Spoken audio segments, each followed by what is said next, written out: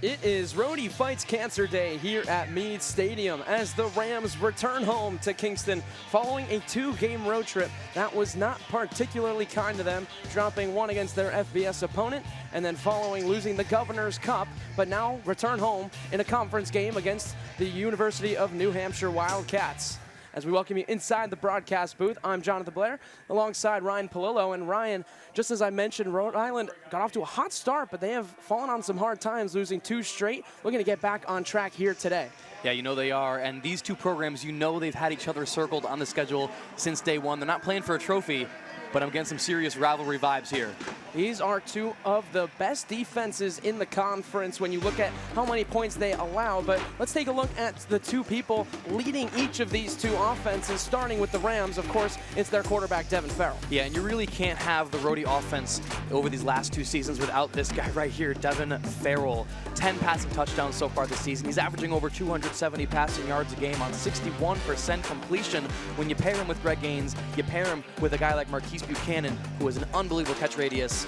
You get some magical things happening on offense. And then when you also look at what he does, you also take a look at something like this, getting it done on the ground, one of the more mobile quarterbacks in the conference. But when you talk about rushing quarterbacks in this conference in particular, Matt Vezza is where you look. This is a guy who has a rushing touchdown in each of the last 4 games, 5 total. He has as many rushing touchdowns as passing touchdowns. Yeah, when you hear the word dual threat, you know that word kind of gets thrown around a lot, especially in college football. But Matt Vezza does not take that term lightly. He really is a dual threat. You cannot just contain one aspect of the game. 5 yards in the air, or 5 touchdowns in the air, 5 touchdowns on the ground. This guy is a nightmare for defensive linemen.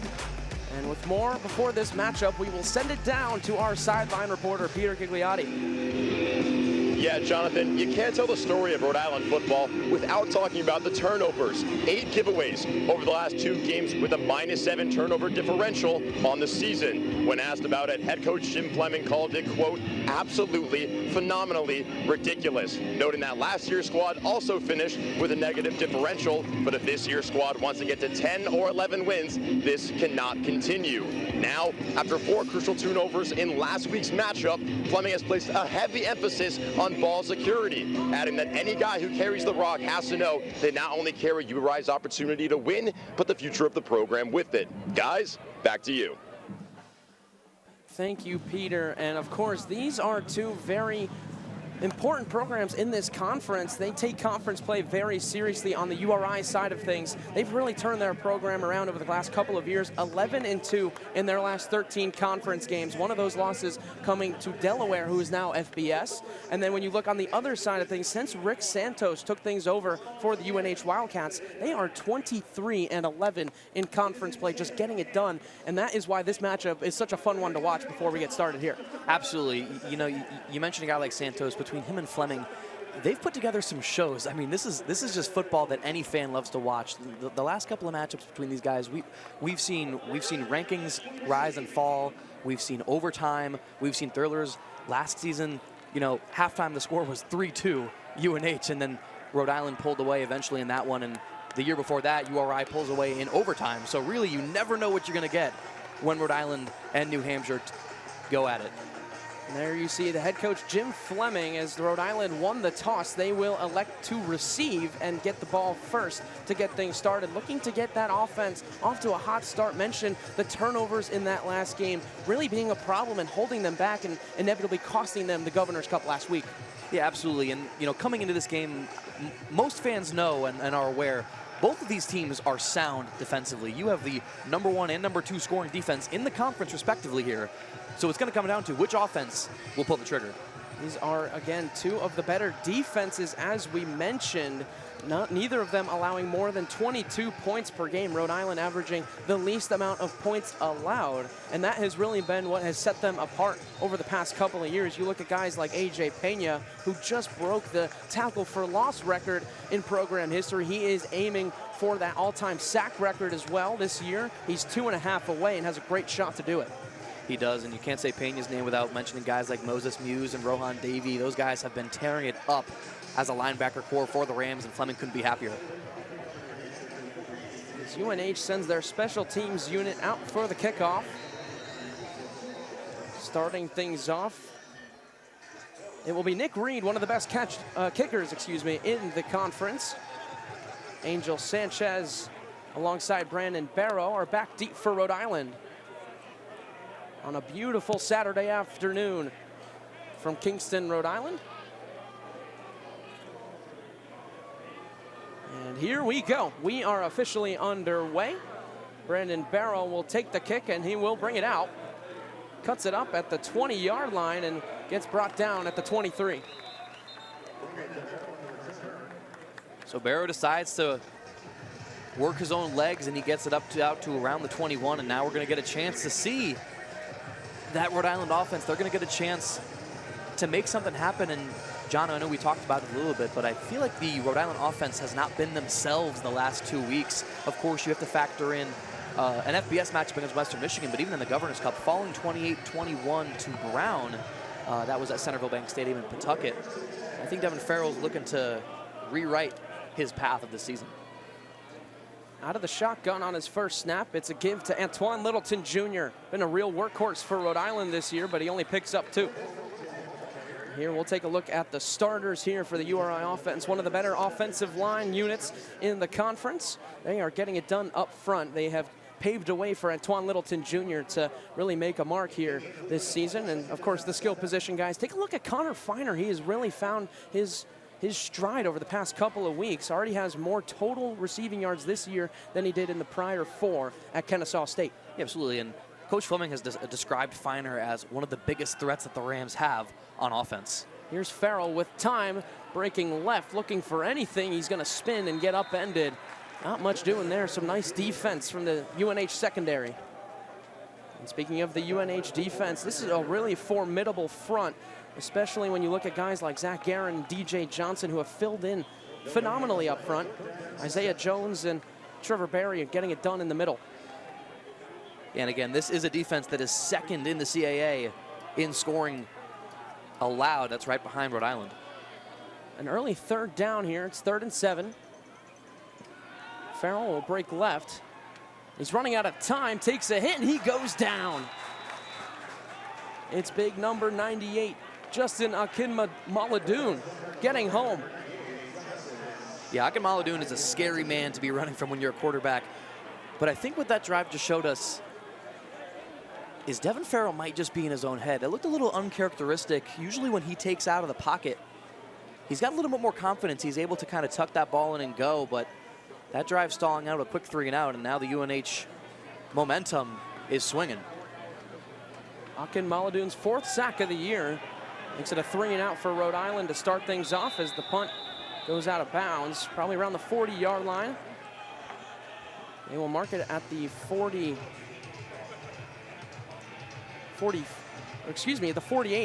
on Rhode Island's territory. So really good field position here for UNH, led out, of course, by their quarterback, Matt Veza.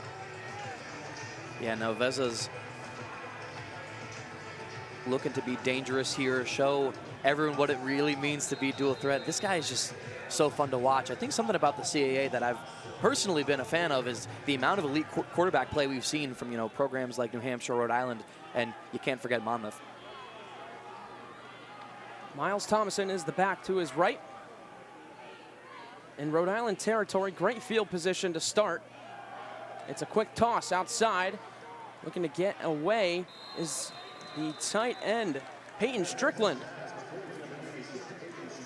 Let's take a look at the UNH offense. 3 returning offensive linemen in this group. And here are the skill position players. And mentioned Miles Thomason. Again, mentioning all the running skill, having a back that can play off of a running quarterback just makes it that much more dangerous. Yeah, when Veza's got guys like Wilson and Burke, you've got 2 bona fide wide receiver ones. That makes your life a whole lot easier. Here's a handoff to Thomason.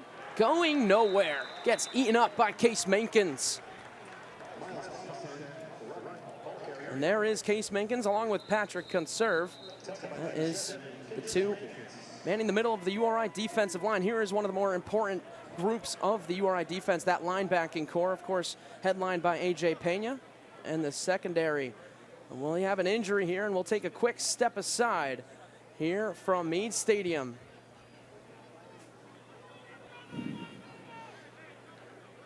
Media timeout.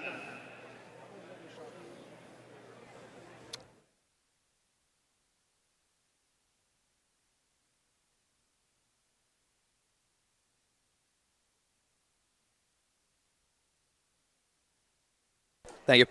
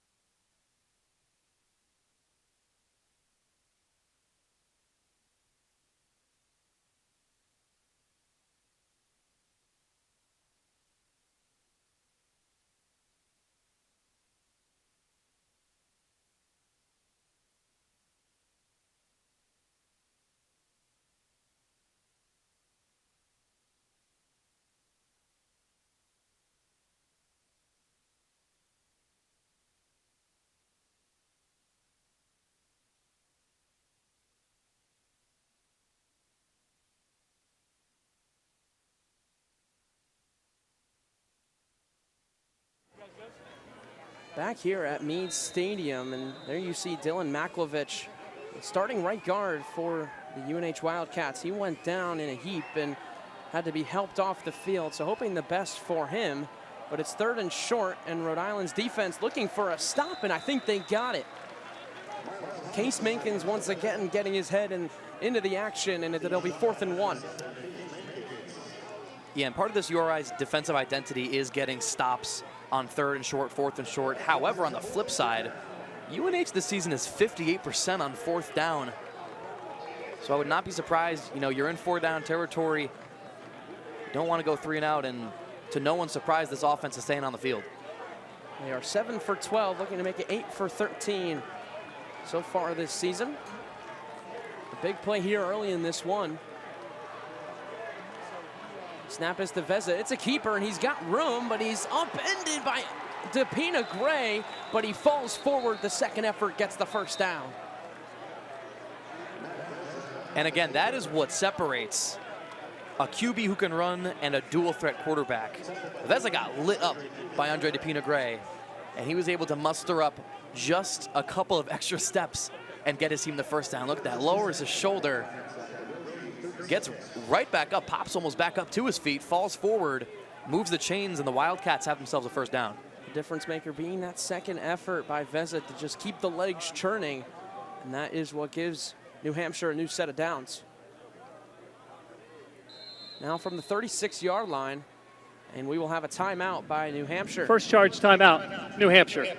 30 seconds in length. New Hampshire, a golden opportunity after their defense forced a 3 and out. They got really good field position on the punt, and then now looking to capitalize on it, trying to get to at least field goal territory. Again, Nick Reed, one of the better kickers in the conference. Absolutely, and you know, looking at the way this drive has gone, you know, I almost want to say you got one of those 4th down versions when you're in a rivalry game like this. Again, you know, we know there's no official name or trophy we're playing for, but in a matchup like this, 2 teams that have played each other 99 times since 1906, I mean, you got to take points where you can get them. I feel like you have to leave this drive with some points on the board. This is the first of 2 consecutive road games for the Wildcats. They will head down to Campbell next week to take on the Camels. They came up here in late August for the season opener. So a new set of downs for Matt Veza. The quick throw down the sideline, back shoulder is caught. Nice job, Casey McKinney with the deep ball, and just like that, New Hampshire is in the red zone. Yeah, and Ende Johnson just never got his head turned around here. You look at that, McKinney, all he had to do was readjust down the sideline, makes the grab, and the Wildcats are moving now, right in the red zone.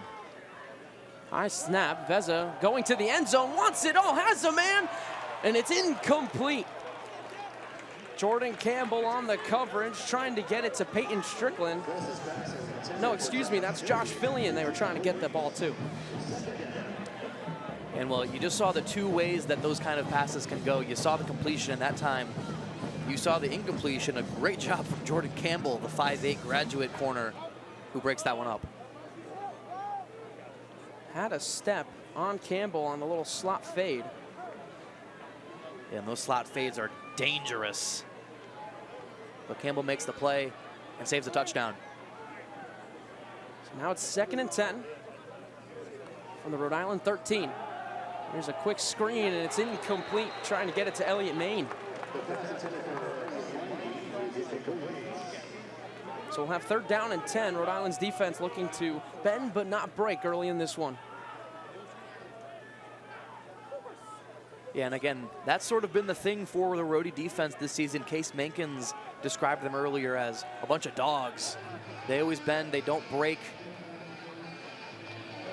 They make their winnings in the red zone, and we're gonna get a chance to see how the Wildcats respond. They've been pretty quick in terms of offensive tempo, not wasting any time in the pocket. Now we'll see the Rhode Island pass rush. See guys like A.J. Pena and John Boyles. And we'll have another timeout by New Hampshire using 2nd charge timeout, New Hampshire. 30 seconds in length. Miscommunications, it looks like, on the offensive side, and that has costed them 2 timeouts in the 1st quarter. And you know, now at this point, you've spent 2 timeouts on one drive within the first 5 minutes of the 1st quarter. You know, I mentioned earlier you got to get points. I feel like with 2 timeouts spent, you got to get 6 here now.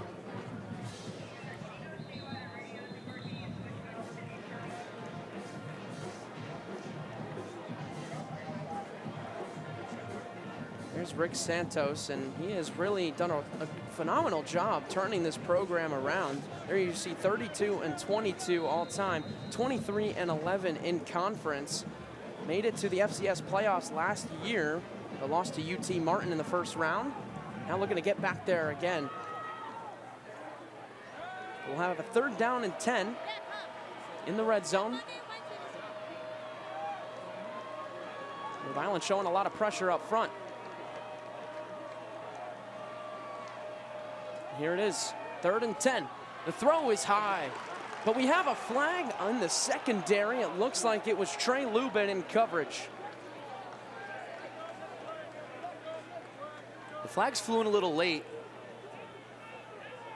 and the ball was placed behind the receiver. I'm eager to see Pass what interference. on the field is. Defense number 3. Ball be placed in the Will spot of get the Trey foul. Lubin for Automatic pass 1st down. Interference, which will give the Wildcats a new set of downs. Such a tough heartbreaker there for Rhode Island. Looked like they got a stop on 3rd and 10. But then the penalty by Lubin. It's 1st and goal from the 5, and now New Hampshire is set up to get 6.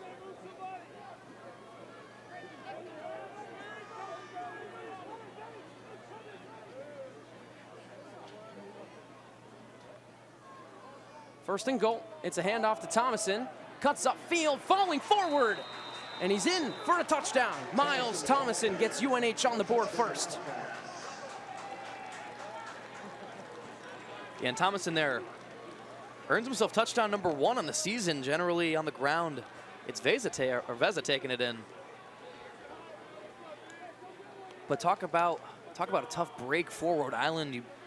They played rather stout when it came down to the red zone, but pass interference, those are the kind of plays that'll get you, and those are the kind of plays that'll make a defensive coordinator lose their mind. Nick Reed for the point after. It's up, and it's good. So a 7-0 start here for the Wildcats. They have come in with the right mentality. 3 and out for Rhode Island, followed by a touchdown by their offense. 7-0, putting pressure on the defending CAA champs.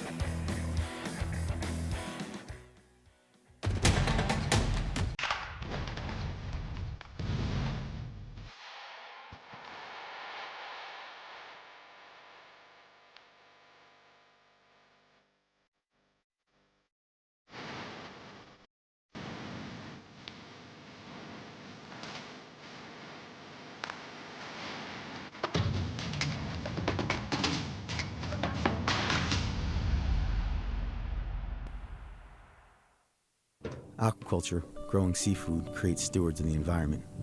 Our business decisions have to be environmental decisions.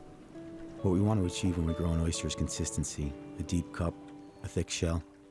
Where we grow the oysters contributes to the flavor and the texture. At Matunic Oyster Bar, we have our own farm-to-plate cycle. Our oyster farmers and vegetable farmers bring their product to the chefs, then to our servers, then to our guests. We try to get better at it every year. Hopefully we can keep that going. There's been a tradition amongst pioneers, laborers, immigrants, neighbors. Transcending down through generations, it has been learned, inherited, and with us, well, it's in our blood.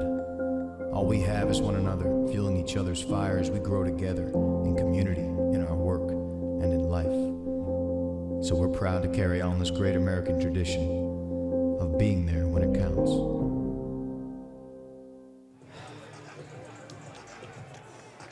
Angel Sanchez and Brennan. Back here, where Rhode Island looking to get the ball back and trying to get on the board. They went 3 and out in their first possession, but now trailing by 7. Got to move the ball with a little bit of urgency just over 5 minutes into this one.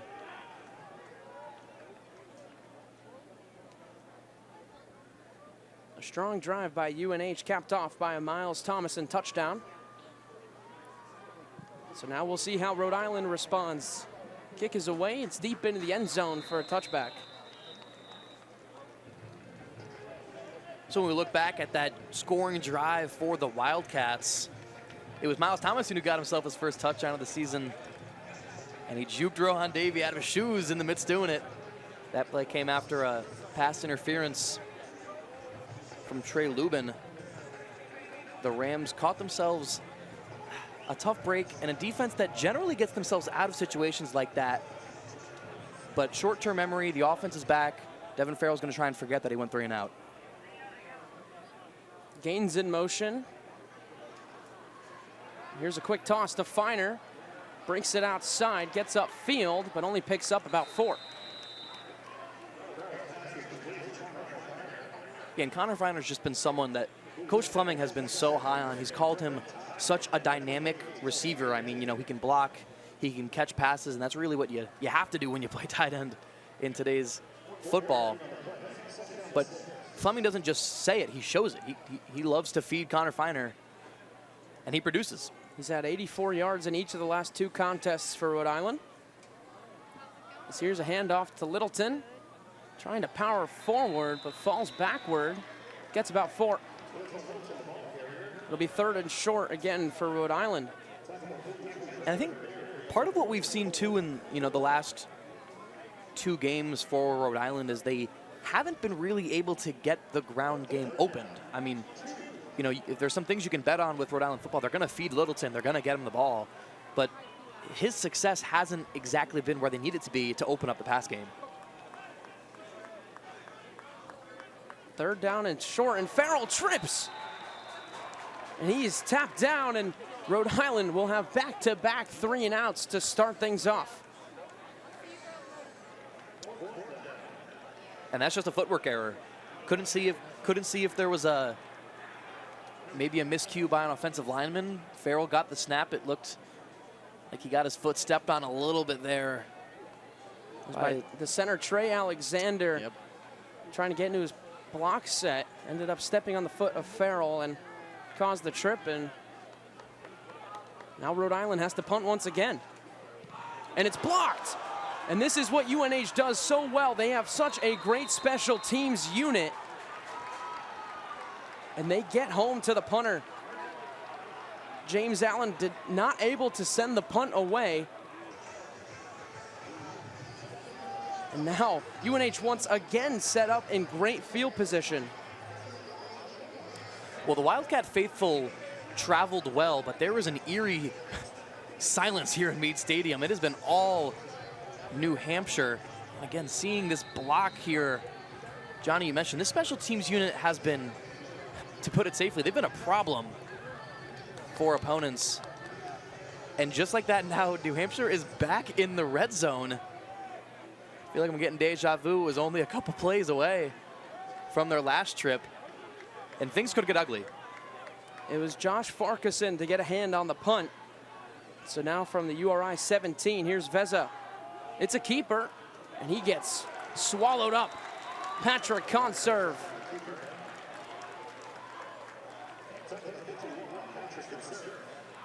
A gain of just 1. 2nd and 9 coming up.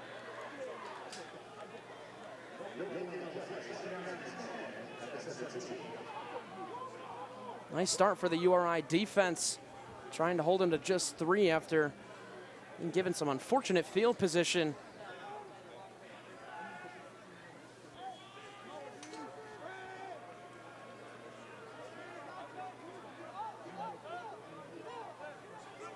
Second down and 10.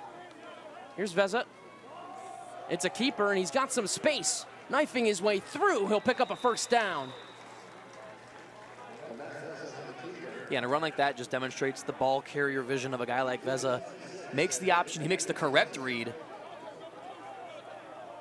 Circles his way around defenders, through blocks, picks up the first down.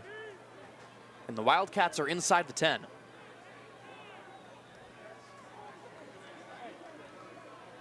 Really huge special teams play to set up this offense in the red zone. Looking to get out to a 14-0 lead on the road. Here's a pass. Looks like it was batted down and incomplete. Trying to get it to Casey McKinney. He had the deep catch along the left sideline before. Yeah, McKinney's a talented guy. He made the adjustment to try and get there, but there's little extracurriculars at the line. That one got jarred up.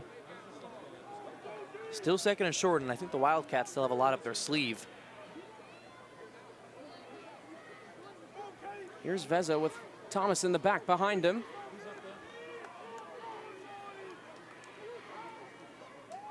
It's a keeper, looking for anything, running out of time, and he's taken down.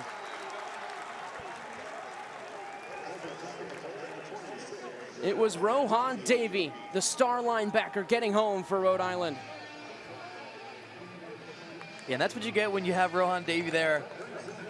5'10", 205 pounds. We've described him more. He looks like a running back when you see him. But the speed he has and the ability he has to move laterally and contain those quick QBs, he can be difficult to deal with. So now it's 3rd down and 11. Rhode Island looking to hold them to a field goal. Here's Veza. Running out of time again, flushed right. Looking into the end zone, he'll flip it out of play. Nice defensive play by the URI defense. And that will make it 4th down. Veza sailed that one out the back of the end zone. Smart play there, but he did take a blow there from Moses Muse on the sideline. Hits like that ought to jar you, but now on 4th down, the special teams unit will come out. And you can't be too upset with the opportunity to go up 10-0. But I bet you would have thought they would like a touchdown after getting put on the 17-yard line following the blocked punt. But Nick Reed knocks it through. It's now it's it. No good. He misses the kick, and it's still 7-0. Wow. Reed's been a guy, came into this one 2 for 3 on field goals between 20 and 29. I'm gonna make it 2 for 4. It's sort of a rare sight. I mean, he's now 11 for 15 on the season. This is a kid with his longest field goal of 52. He's usually someone who you can rely on. So a lucky break now for the Rams in a day that so far has not been pretty. And I don't want to say it's do or die, but for the Rhode Island offense, this clock keeps ticking, and at some point, you've got to make something happen. Still yet to get a first down. So here's Farrell, given time, he'll check it down to Littleton. Littleton breaking up field, a nice tackle that time. Trevor Berry, he's the team leader in tackles. Yeah, and that is a great open field tackle on a guy like Antoine Littleton, who is tough to bring down in the open field. He's got some tree trunks for legs.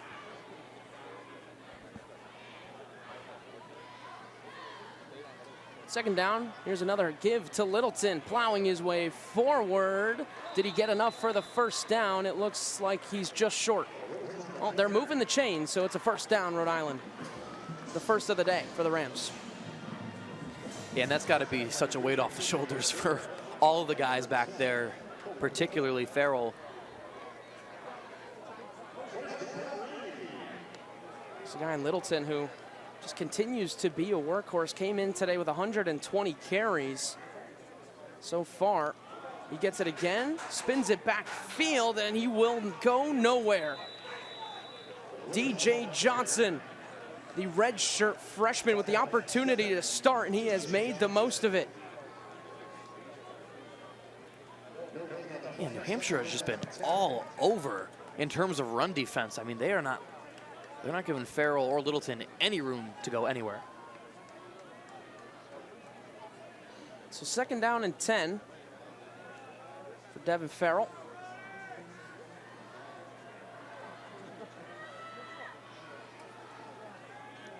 Over the middle, and he's got a man. Abora Corte with a good strike from Devin Farrell moves the chains for Rhode Island. And so much about playing quarterback is taking what the defense gives you, and when New Hampshire's just been swarming your run, do what you know how to do. Devin Farrell has the confidence and the ability to make plays happen like this, and a guy like Quartang has the ability to reel in those catches. Here's a bit of a read option, and it's a handoff. A nice job that time. It's Brandon Barrow. Picks up about 7 yards.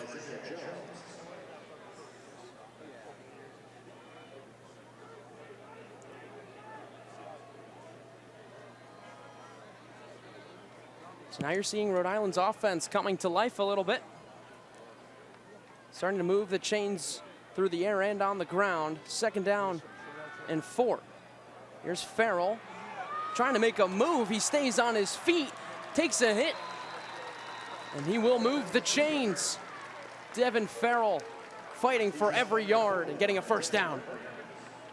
Yeah, and see, that looks like the Devin Farrell that Rhode Island football fans know and love.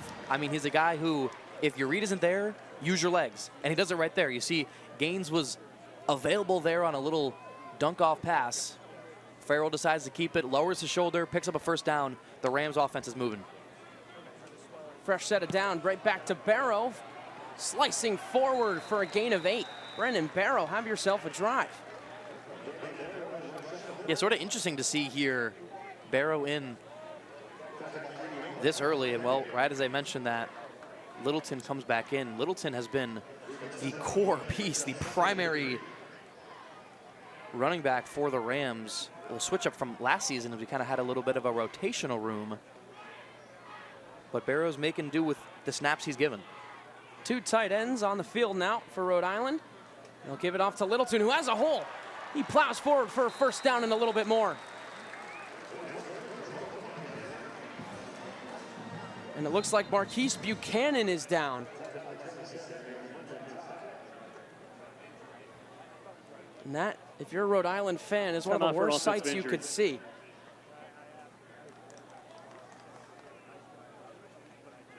You just can't put into words how important Marquise Buchanan is in this offense. He's 6th in program in receiving yards in program history, as well as 6th in receptions and touchdowns. And here, let's take a look.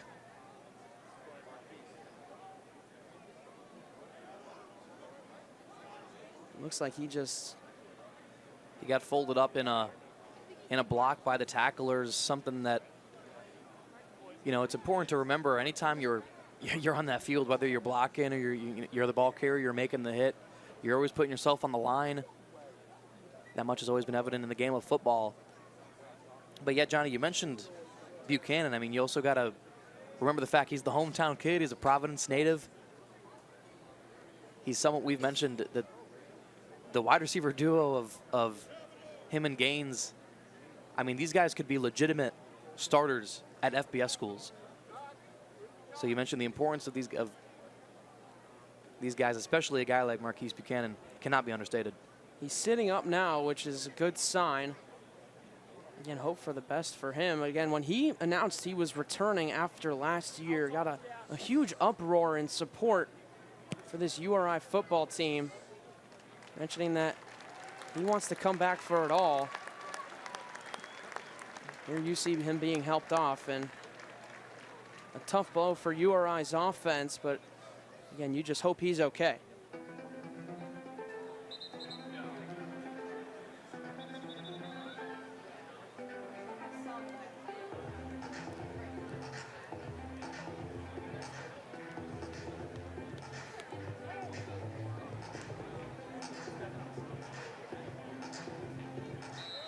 Now as we get back to football, it is a first down for Rhode Island. They've gone all the way to the 29-yard line. So a huge opportunity for them to tie this game up. Here's a handoff to Littleton. And he'll pick up a couple. Looks like it'll be 2 yards.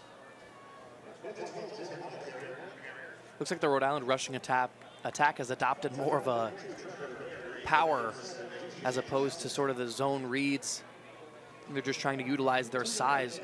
I don't know if that's the right call. It worked a couple of times, but this New Hampshire defense is tough. And it starts up front for them. You look at guys like Akin Maladoon, Cameron Gardner-Young. Some real stars up front. DJ Johnson as well as Zach Guerin. 2nd down and 8. Farrell, a designed run. He's got plenty of room up to the 15-yard line.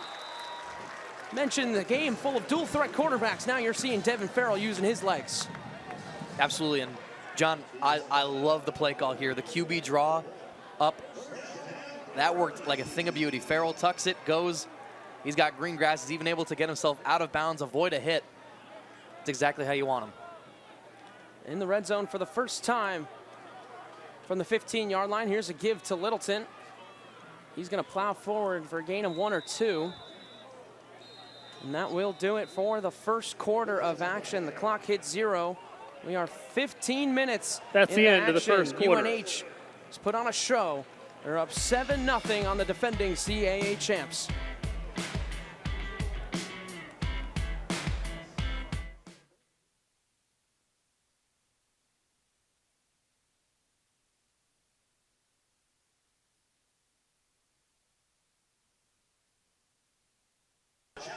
We're making up for last week, Corey.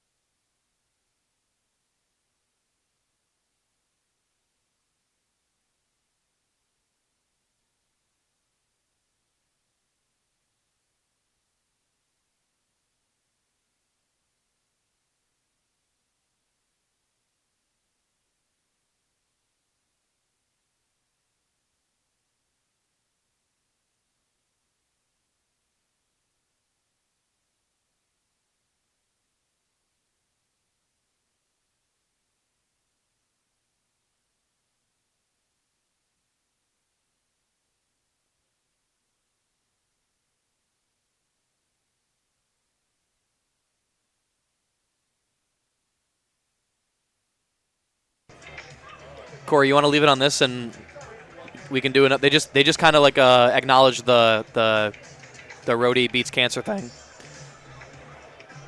All right, John will do it.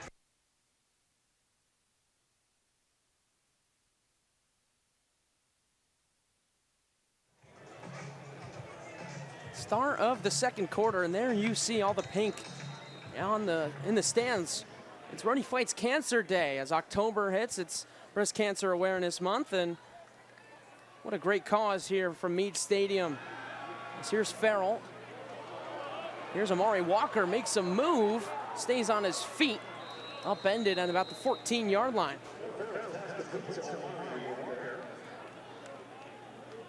So we're gonna get our first look at the Rhode offense in the red zone. It was a forgettable first 2 drives, to say the least, 2 3-and-outs. They've gotten moving, though of course that first quarter ended with Marquise Buchanan exiting the game. He was helped off the field, so the Rams, all eyes are on the Rams offense. It's 3rd down and 8. Rhode Island looking to come out with a touchdown, and we'll have a flag thrown, and looks like it might be a false start. False start. Offense number 79. 5-yard penalty. 3rd down. Call it on the left tackle, Brock Bethea. One of the better left tackles in the conference. And there you see just a little twitch. Yep, that's all it takes. That's all it takes to back yourselves up 5 yards. So from 3rd and 8 to 3rd and 13. Let's see what Devin Farrell has in store, trying to keep the drive alive. Here we go. Farrell given time. He'll check it down. There it is. A 1st down and more, Bora Corte. Some nice run after catch. And, you know, that's got to be one of Boateng's best traits, is the ability he has to make space in the middle of the field. You catch a guy like that on a inverted zig or a drag or a slant, he's just got that breakaway speed. He can be really dangerous. 1st and goal now from the 3-yard line. It's Littleton powering his way through, and he gets in for 6.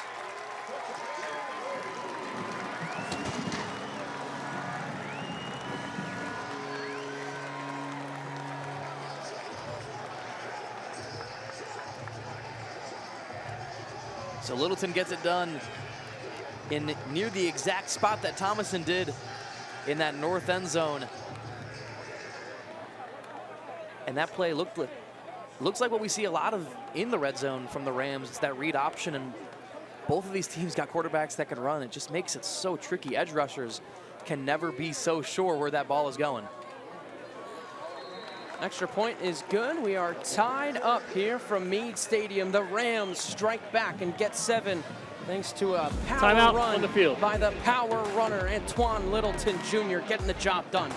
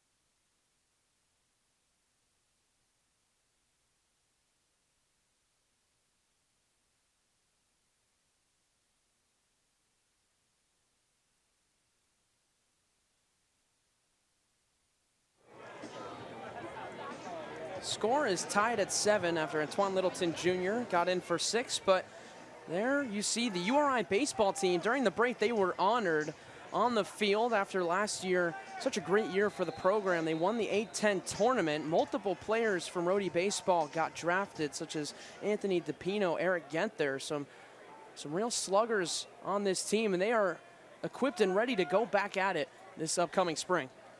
Yeah, absolutely. Coach Serrato's got a good thing going over at Bill Beck Field.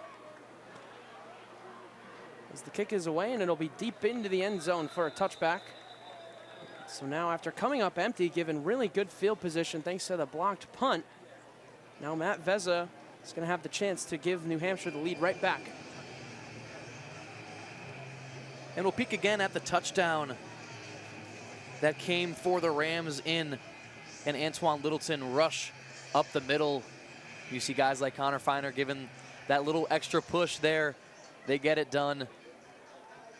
And again, we talked about that read option.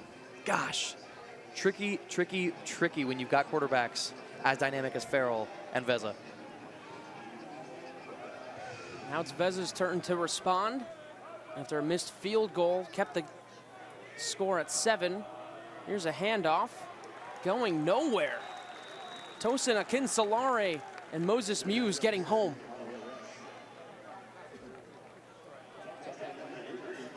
And when it comes to this Rhode Island defense, a lot of the focus is on that linebacker core.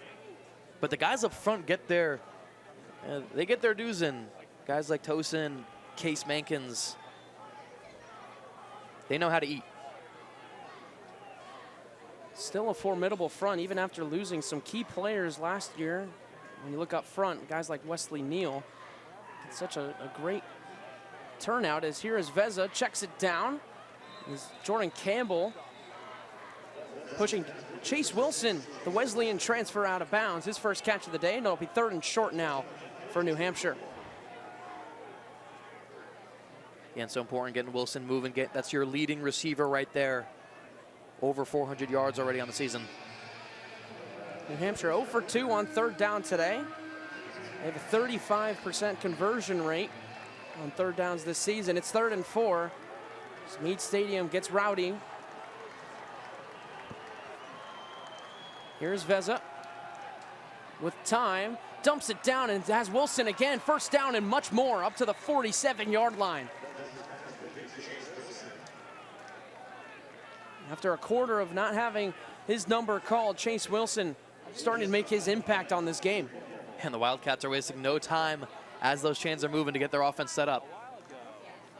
Back to Vezza. It's a handoff to Thomason. He'll plow forward for about 4.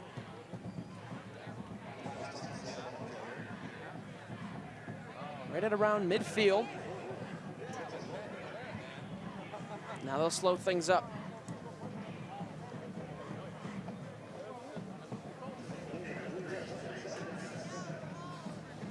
The ground game has been very good for UNH, but you've also seen some nice passes like Casey McKinney down the sideline. Now Chase Wilson getting involved.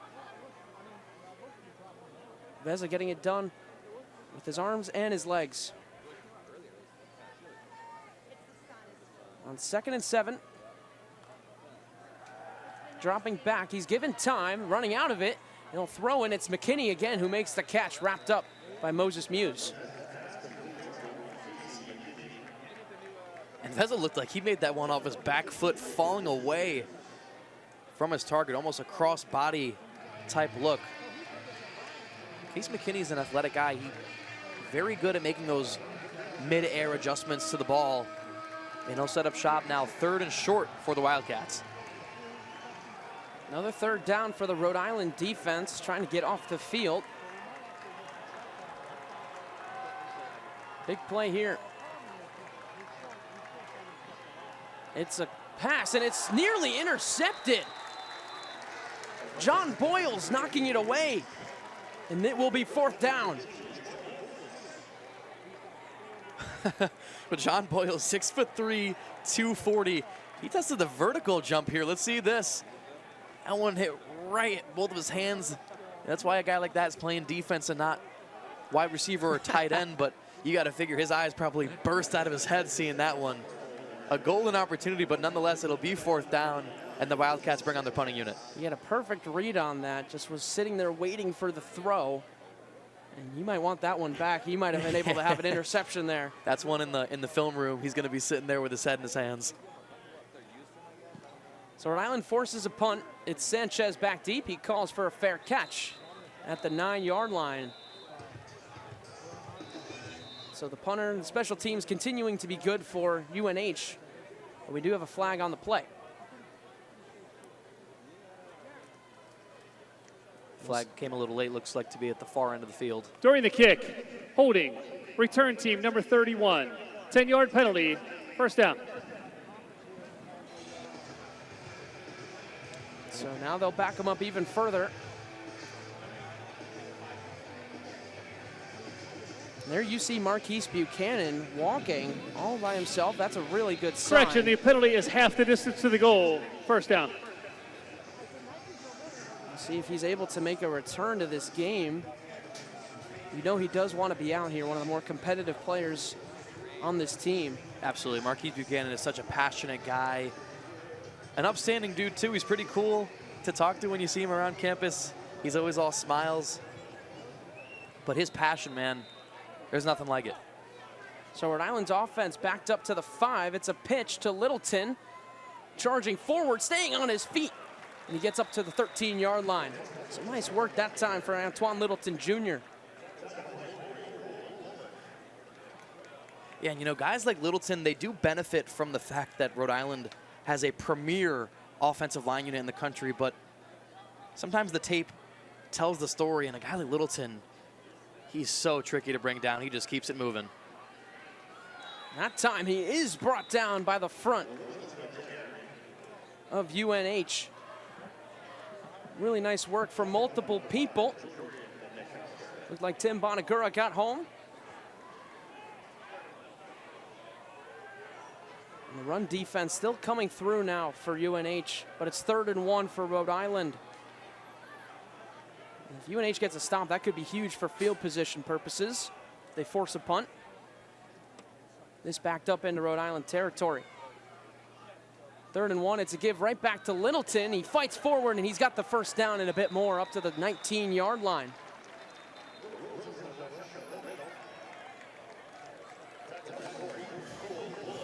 You just can't Timeout put for into words how offensive important helmet he is coming to out. this URI Number offense. 11. Yeah, absolutely, and he's jogging over to the sideline, getting a well-deserved break. He has just been a workhorse. I mean, when you think of a workhorse running back, you've got to think of a guy like Antoine Littleton. They just feed him and feed him.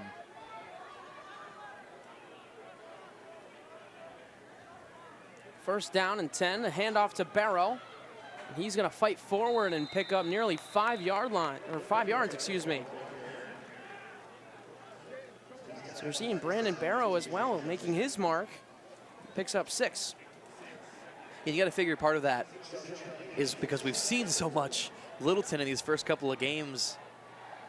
You know, you can only have that mentality of, you know, being the workhorse, but, you know, the body at some point starts to play a factor. So no surprise we see Barrow in. Here's Farrell rolling right, and he's wrapped up and taken down. Zach Guerin with the sack. That's his 3rd of the year and makes it 3rd down. Yeah, that's a commanding stop for the Wildcats. The URI offense has found their spark. They've been moving substantially better than they were in that first quarter. And with the score tied up, you know, you could argue the score should look a little different in the Wildcats' favor. But the Wildcats are looking to get a stop here. 3rd and 3, Farrell over the middle, zips in, it's caught. Omari Walker came into the game with only 1 catch on the year. He has 2 so far today. And I think that surprised a lot of people who watched Rhode Island football last season. Omari Walker was, you know, almost competing with Gaines for that wide receiver 2 spot with how much they used him. And, you know, at the start of the season, it was sort of like, you know, where'd he go? We were seeing more Quartang. But Walker's still here, and he still knows how to make an impact. Handoff to Barrow, breaks a tackle. He's got all kinds of space down the left sideline, down to the 40-yard line. But there is a flag. And this one might be coming back. Yeah, absolutely, it's coming back.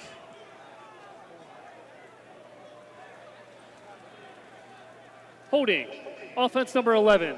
10-yard penalty. There's Omari Walker First down. right around the 40-yard line. And those are crushers. The whole stadium gets on their feet. And that yellow piece of laundry goes flying up in the air. As we'll see, it was Omari Walker. He was moving. He had the space. He just had his hands in the wrong spot. Looks like he got the back of Zeron Skinner's shoulder pads. They're going to call that all day. Still only 2nd and 11 as it's 10 yards from the spot of the foul. Here's Farrell looking deep over the middle, and it's incomplete, a dangerous throw trying to get it to Jamal Mensah. Yeah, Farrell wanted Mensah on that down the middle, and he undershot him. And I'll tell you right now, those are not the kind of routes that you want to underthrow. You know, a play like that, easily interceptable. That's a safety's fantasy throw, is a tosser up across the middle. Farrell lucky to get away with one, and now 2nd and long.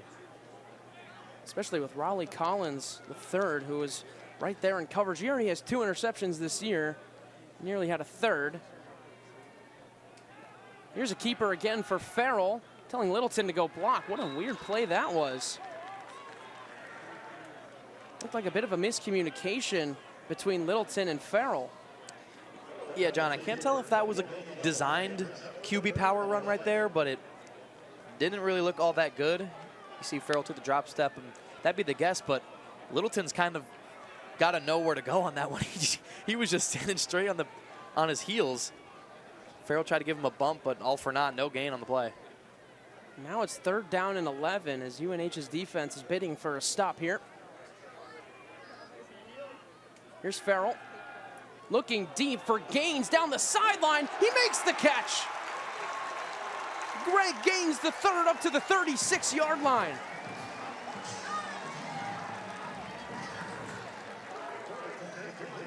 Yeah, and Greg Gaines, he just makes splash plays. That's what you got him there for. Streaking down the sideline, one-on-one, move the chains. The Rams are wasting no time. And here is Barrow, gets knocked over for a gain of about 3. On the stop was Raleigh Collins, the third.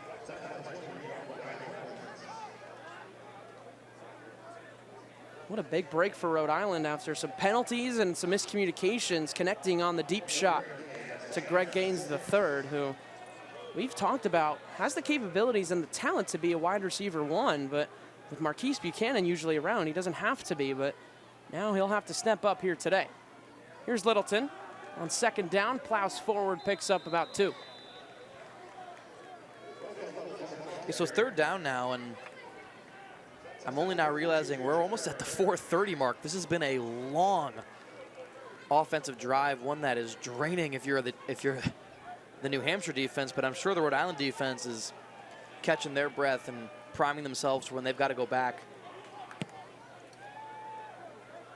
Rhode Island took over with 10:06 left in the second at the 5-yard line. This is the 13th play. On 3rd down, Farrell given time, roaming left, running out of it. He's going to have to make something happen, looking for anyone, flings it toward the end zone, and it's out of bounds, looking for Omari Walker, and it's 4th down. It's 4th down, and Farrell had a lot of time in that pocket, even made some extra time up with his feet. But there was just nothing there on that play. It was blanket coverage from the Wildcat secondary, and the Rhode Island field goal unit marches onto the field. It's Garth White, the transfer from USC. This will be a 46-yard attempt. This would be huge if he's able to connect. And here it is, it's up, and it's absolutely good. Garth White, what a kick. And it's 10-7 Rhode Island.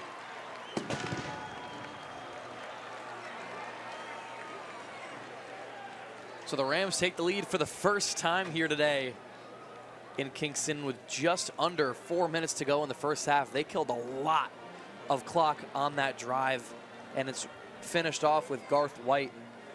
Johnny, you mentioned the USC transfer, spent his first couple of years at a community college in California, so he's had quite the journey, which has led him to Kingston. That one looked like it might have been good from 50.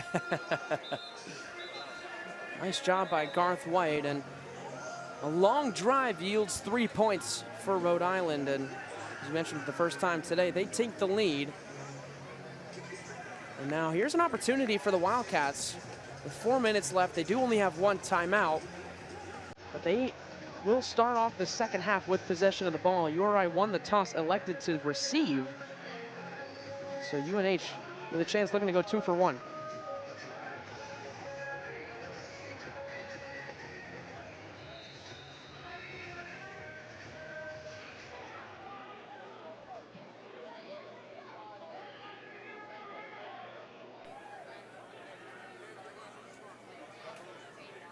Here's White, his kick. And it's out of play, it'll be a touchback. So now we will see Matt Veza, who's had a great day so far today. He's 53 yards passing. Rhode Island, after a really slow start, has now won the total yards gained war. They have 165 total yards of offense to 73 for UNH, and a lot of that just comes with having the ball more. You mentioned draining so much clock on that last drive, a 14-play drive. But here's Veza. Trailing for the first time today. It's a handoff, and he's got tons of room. Upended, but a first down. Nice carry that time from Elliott Main, or excuse me, Denzel Gibson, the sophomore. And Gibson had a lot of green ahead of him. He could have driven a pickup truck through that hole. Props to the interior offensive lineman. And that one moves it in the Wildcats. 3:30 left. I don't think they're worried about that clock, though. First down and 10, fresh set. It's a keeper to Veza, and he also has green grass. He'll go down for a pickup of 8. There you see the read option. We've talked about it today. UNH putting it to use. 2nd and 2 now.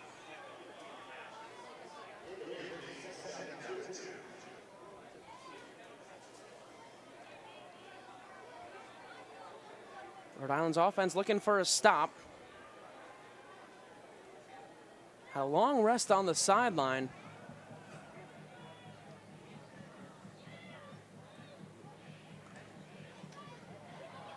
Here's Veza over the middle, and it's caught.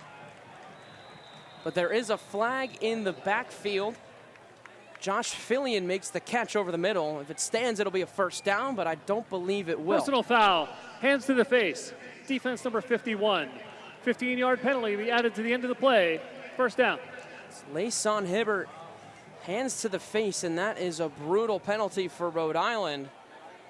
It was a first down on the throw anyway, and you tack on a couple more as well.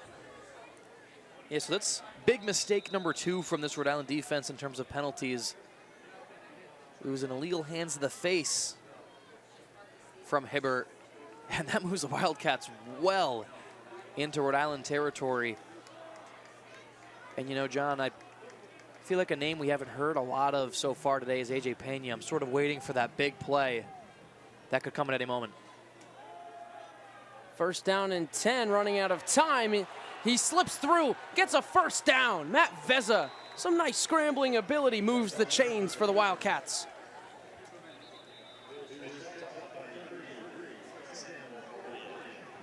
This is the 2-minute timeout. Hit the 2-minute timeout here from Kingston.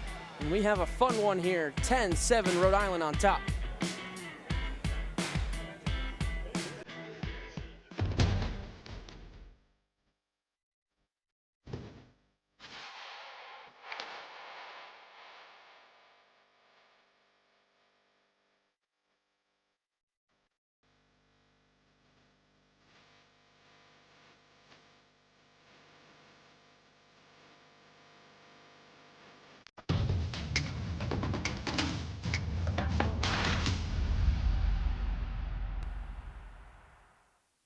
Hey, grab me one too.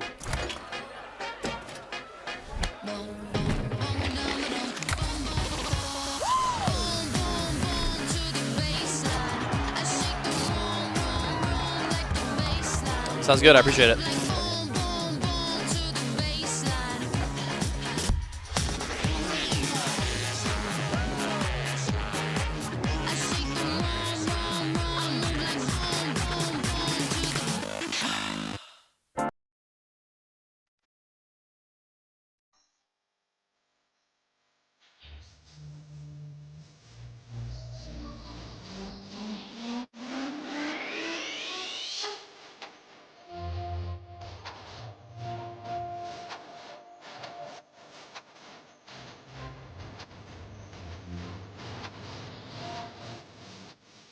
see friends, see food, see view. The Coast Guard House Restaurant. 2 minutes to play here in half number 1 from Meade Stadium, and it's the Wildcats driving into Rhode Island territory just on the brim of the red zone. The 20-yard line, looking to take the lead going into halftime. 2nd and 1. Here's Veza going deep for McKinney, and did he make the catch? He did. What a grab, and that's Chase Wilson on the grab, excuse me.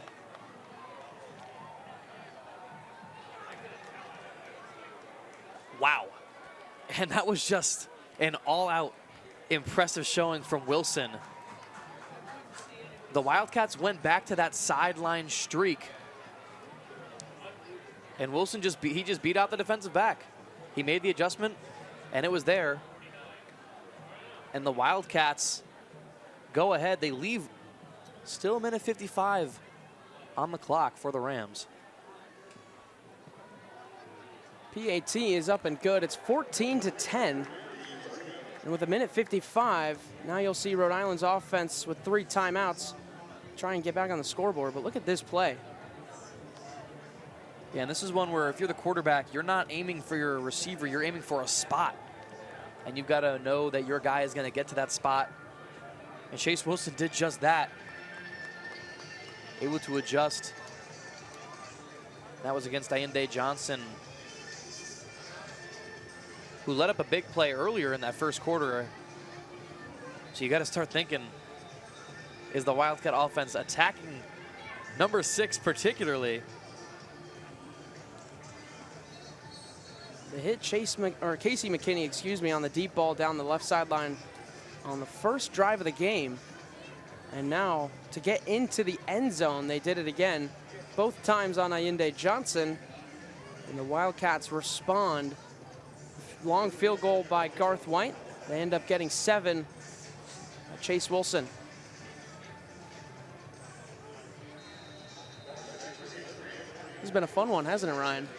Honestly, I'll give it to you. Yeah, it's been a pretty interesting watch. I feel like that's what you always get. We mentioned earlier, this one isn't a rivalry on paper. There's no trophy or cup we're playing for, but these are 2 teams that have just gone at it and at it and at it for well over 100 years now. It's the 99th meeting between these 2, and I feel like this one has all the makings and the characteristics of a rivalry game. You know, both your quarterbacks, neither quarterback is at 90 yards. You've got lead changes left and right. You've got special teams plays happening. You've got 2 coaches who are more than familiar with each other.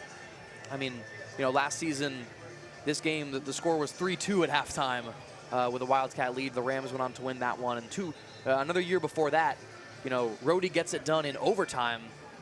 So, you know, these 2 programs are no stranger to duking it out and leaving it all on the football field. There's a touchback, so Rhode Island will start on the 25-yard line. Looking for points, as mentioned. UNH is the one with the ball at the start the second half, so getting points here for Rhode Island would be huge. Dump it down to Littleton, but quickly swallowed up by Trevor Berry.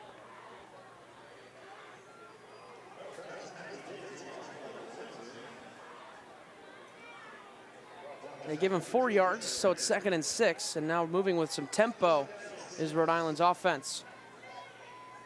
90 seconds to go here in the first half. Farrell over the middle again. It's Quartang, and he makes a move up to the 45-yard line. Abora Quartang is having a heck of a half here for the Rams. And if I'm Coach Fleming, I'm wasting no time on the aggressiveness here. Do not let your foot off the gas. 1st down and 10. Farrell stepping up in the pocket, making a move, making people miss. Falls forward for a gain of 4. Nice job by Devin Farrell. And now Rhode Island will use their first timeout. Yeah, that's a play right there for a lot of quarterbacks. First charge timeout. You just fall forward and take what you can. 30 seconds in length. With no gain. But Devin Farrell's able to show that although this season he has been less run heavy, he's still got that ability with his legs. He has put his legs to good use tonight. We've seen a couple of times, a couple of nice breakers. And let's take a look at couple of the plays that just went down. This is Bora Kwarteng.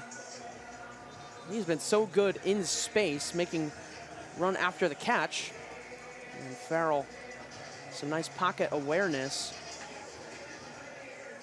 But a really good move on Zach Guerin to evade the sack. Yeah, but for Farrell, that's exactly what you want your quarterback to do. Don't panic. Don't make any hasty decisions throwing the ball. Don't try and scramble outside to the sideline. Farrell steps up, makes a safe play, falls forward for a gain of 4, second and manageable. You've got 1:07 left on the clock. Rams come out of this timeout in empty.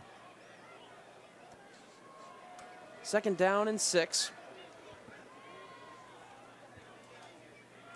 Here's Farrell. Spins out of pressure, and he finds Amari Walker, and it's right at the chains, and it looks like that'll be a 1st down. Amari Walker is having a nice half as well. You're seeing the absence of Marquise Buchanan, a couple of these receivers really stepping up for Rhode Island, and he got out of bounds as well.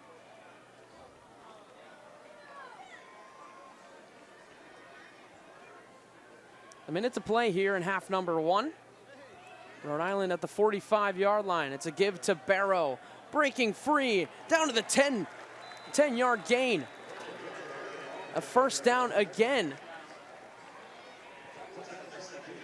And Barrow's got something that's so hard to teach skill position players, and that's just that burst quickness. I mean, he goes from 0 to 60 like that. Another fresh set of downs. Farrell dumps it over the middle, nearly intercepted. Trying to get it to Connor Feiner. Yeah, Feiner was definitely his intended target there, but he sort of threw it in between him and Walker. Feiner was finding the spot to sit. Just a little miscommunication. It was Stone who almost came up with what would have been a monster interception to go into halftime with. That stops the clock with 38 seconds left. 2nd down and 10. Farrell facing pressure, finds Barrow out of the backfield, puts his shoulder down, and he gets out of bounds. Brandon Barrow. Looking like Antoine Littleton Jr. Yeah, Brandon Barrow, the grad transfer from Stanford. He's 5'8", 190 pounds. But sometimes when you're 5'8", you got to play like you're 6'4". He lowers the shoulder and gets some extra yards. 3rd down and 3 coming for the Rams.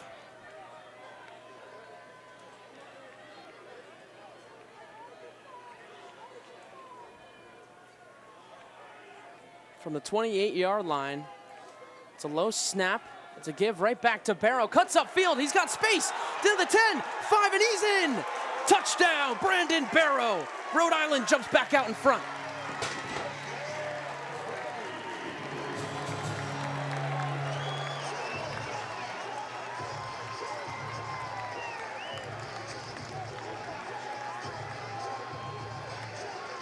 You know, John, we talked earlier about Barrow and how he really hasn't gotten his name called yet this season. It's been all Antoine Littleton, but boy, is he having a heck of a game and a heck of a drive he had at that. I mean, you could pretty much staple that entire touchdown drive to Barrow, because that one is drilled through the uprights by White. And just like that, heads were hanging a little bit for Rhode Island, but now they're high and mighty as they lead 3. 25 left to go in this first half. And again, Johnny, this is what you talk about. This is that rivalry football game. Taking a look at what we see from Barrow. He's got the footwork. He's got the speed. You see Rhode Island they've always relied on such a dominant running game, and Littleton Jr. just brings the power, but now you're seeing the emergence of another back for Rhode Island, and that's Brandon Barrow, and he's doing it with speed and explosion. He has had one heck of a half for Rhode Island, and that is how you perfectly execute the 2-minute drill. Only used 1 timeout and 25 seconds left here in half number 1.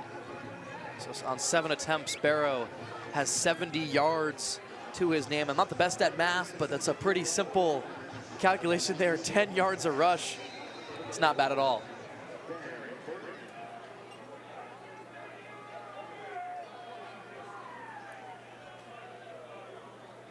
25 seconds left and 1 timeout for UNH.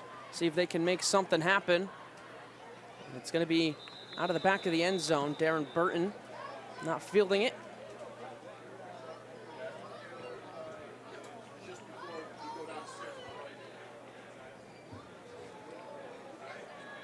What a response from URI after allowing the touchdown to Chase Wilson to come back and have a 2-minute drill and able to get the 7 right back. And again, mention the importance of UNH starting second half with the ball to get those points back. Just so crucial. And now you'll see Veza, looks like he's just gonna go take a kneel and end the half here from Kingston. The clock's gonna wind down on a fun half here from Meade Stadium. Rhode Island looking to get back in the win column, as well as UNH. They had a tough loss to Villanova last week, but they have come in and showed a ton of fight on the road. Took the lead early, and now Rhode Island enters the half up by 3. Yeah, UNH jumped the gun a little bit there. UNH going back-to-back on ranked opponents to Villanova and now Rhode Island. So they've had nothing but a gauntlet in terms of a schedule. In Rhode Island, I think their last 2 weeks, I mean, we said this before, the last 2 weeks, they just didn't look like Rhode Island football in their loss. You know, Western Michigan, of course, an FBS opponent in the MAC. But then to that ground loss, just uncharacteristic on both offense, defense, and even special teams. But I think today, from both teams, we've seen it done in all 3 phases. So we're 30 minutes through here at Meade Stadium. And we have a heck of a ball game here. It's 17-14. Back and forth on the ground, through the air. We have a fun game here. You're not going to want to miss the second half when we get back.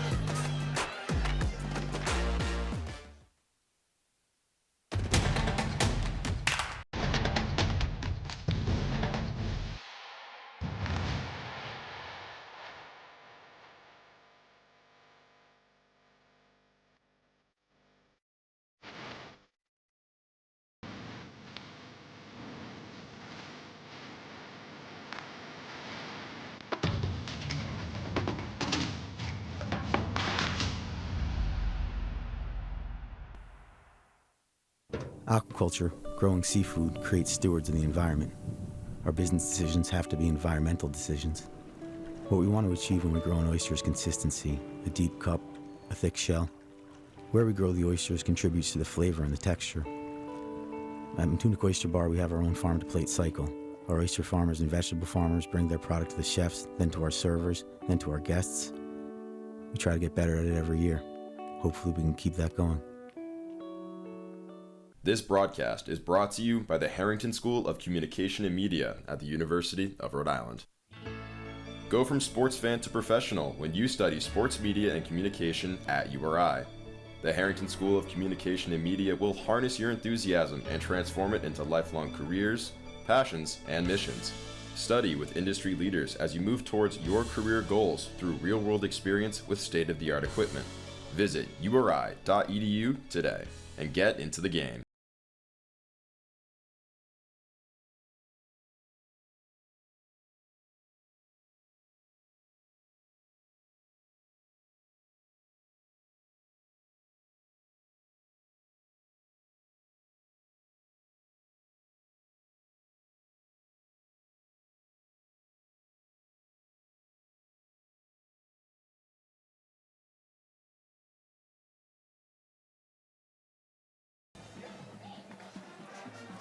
We are back here at Meade Stadium, where we have a fun one. As it's 17-14 at the half. The band serenades the fans here. We have a busy couple of things going on. Of course, it's Rhode Fights Cancer Day and a huge home game against a conference opponent. But we also have Youth Day, where some of the local kids had the opportunity to hang out with some URI Rams. And it was a fun one. Yeah, absolutely, John. And, you know, I think with the way this program is trending upwards in terms of success, and, you know, in a state like Rhode Island where, you know, the smallest state in the country, you got to get that community, you got to build your connections and try to keep those recruits home. It's so big to see the players, the coaches, and community members all getting together and just kicking back a little bit. Like, it brings a tear to my eye almost, John, dare I say. It's just a great scene where you're getting people involved. Not just, look at this, the cheerleading as well, and everyone just having a great time. And it's got to be so fun for the athletes as well to be able to have this impact on the next generation of maybe hopeful URI Rams one day. But here you see them running different drills, showing the vertical speed down the sideline. No, but you're right. And again, talking about sort of the trajectory of this program, I mean, this is a team that at one point fans were calling for the dismissal of in favor of potentially Division I ice hockey. But to see the trajectory, I mean, just in the last couple of years, we've seen a turf field be added. We've seen the new Jumbotron. Next season, the Rams will be playing at Centerville Bank Stadium while Meade Stadium here in Kingston undergoes renovations to, bring up and step up to the par that they know they should be at. You pair that with, a 2024 CAA championship title. I mean, Rhode Island football is heading in a positive direction. It absolutely is, and it's just great to see it. But we'll take another quick break here as a whole slew of events going on. We'll be back with more right here on FloCollege.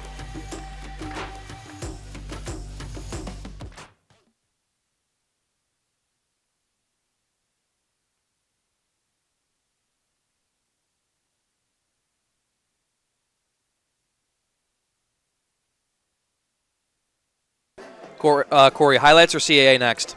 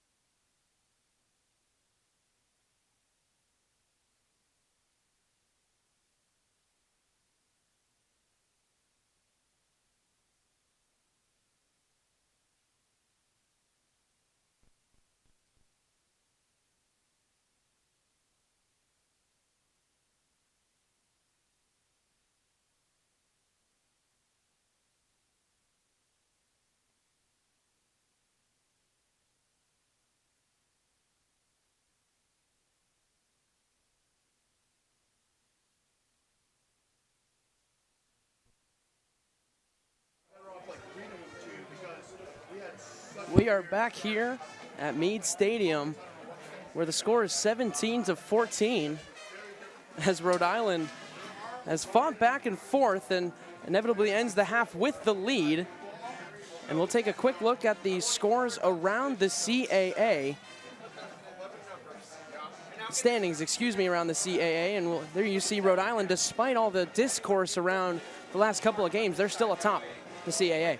Yeah, so we've been talking throughout this game about how it's been a forgettable last 2 weeks for the Rams, but those losses coming from a MAC opponent and an Ivy opponent in Brown So nonetheless, in terms of CAA football, not too much to worry about for the Rams. They can still right their wrongs here against New Hampshire. And New Hampshire looking to readjust their trek. It has not been a perfectly smooth sailing for the season. When we look back to that preseason poll, Rhode Island was projected to finish first. They're hanging in there in terms of that. New Hampshire was projected to finish fifth. Now, looking at New Hampshire, they've had a strong schedule, is putting it lightly. New Hampshire's, you're facing Rhode Island. They just played Villanova, 2 ranked opponents, and Monmouth, an opponent who will likely, by the time that New Hampshire finds themselves playing Monmouth, will be ranked. So really, when you look at what New Hampshire's had to go through, what they've had to battle through, it's been that top of the line CAA. Of course, Maine is such a constant rival in New Hampshire. Some would say they're largest between them and Dartmouth, and then William and Mary. So New Hampshire's gotten it all to go. Rhode Island's been getting it done. And in terms of other storylines in the CAA, Rhode Island will be playing Bryant later on to complete the sort of trifecta here, our interstate tournament. Rhode Island played Brown and fell 28-21. And just last night, as a matter of fact, the Brown Bears beat Bryant. So there's no trophy, no official title here, but Brown, the Ivy Leaguer, they get it done versus the other Rhode Island schools in the FCS. But this is what's so interesting. The CAA still manages to be so competitive. I mean, you really never know when a team like Rhode Island and New Hampshire, who, are separated a little bit by record in terms of the conference, so much can happen though. And when you think about the teams they play, they have similar opponents in Holy Cross, some similar non-conference opponents. Both teams will play Monmouth, and Monmouth, they're doing some ridiculous things. I almost didn't believe it myself, Johnny. Derek Robertson, Monmouth's quarterback, 22 touchdowns, 5 interceptions. He has been fantastic for Monmouth, and as we get back, we'll take another quick break. We'll have stats, highlights, and more here on Halftime. Don't go anywhere. This broadcast is brought to you by the Harrington School of Communication and Media at the University of Rhode Island. Sports is more than a pastime. When you study at URI's Harrington School of Communication and Media, you can immerse yourself in the world of sports media. Be taught and challenged by industry professionals and renowned sports experts, and explore all aspects of sports media, including current news, hands-on experience, and critical analysis. Come visit uri.edu today and get into the game. There's been a tradition amongst pioneers, laborers, immigrants, neighbors. Transcending down through generations, it has been learned, inherited, and with us, well, it's in our blood. All we have is one another, fueling each other's fire as we grow together in community, in our work, and in life. So we're proud to carry on this great American tradition of being there when it counts.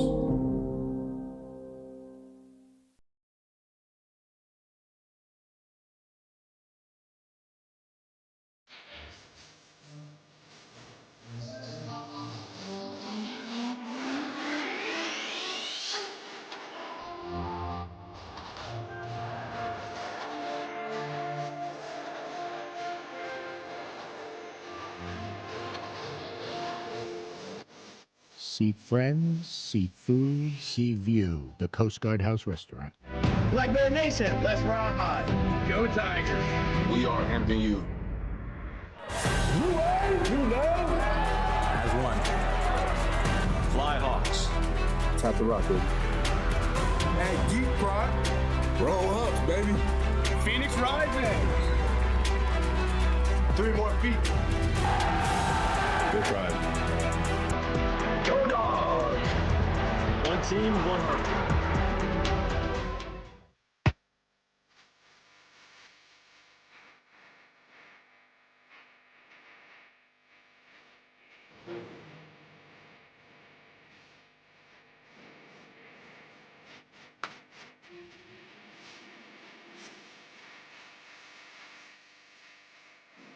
And we're going stats, highlights.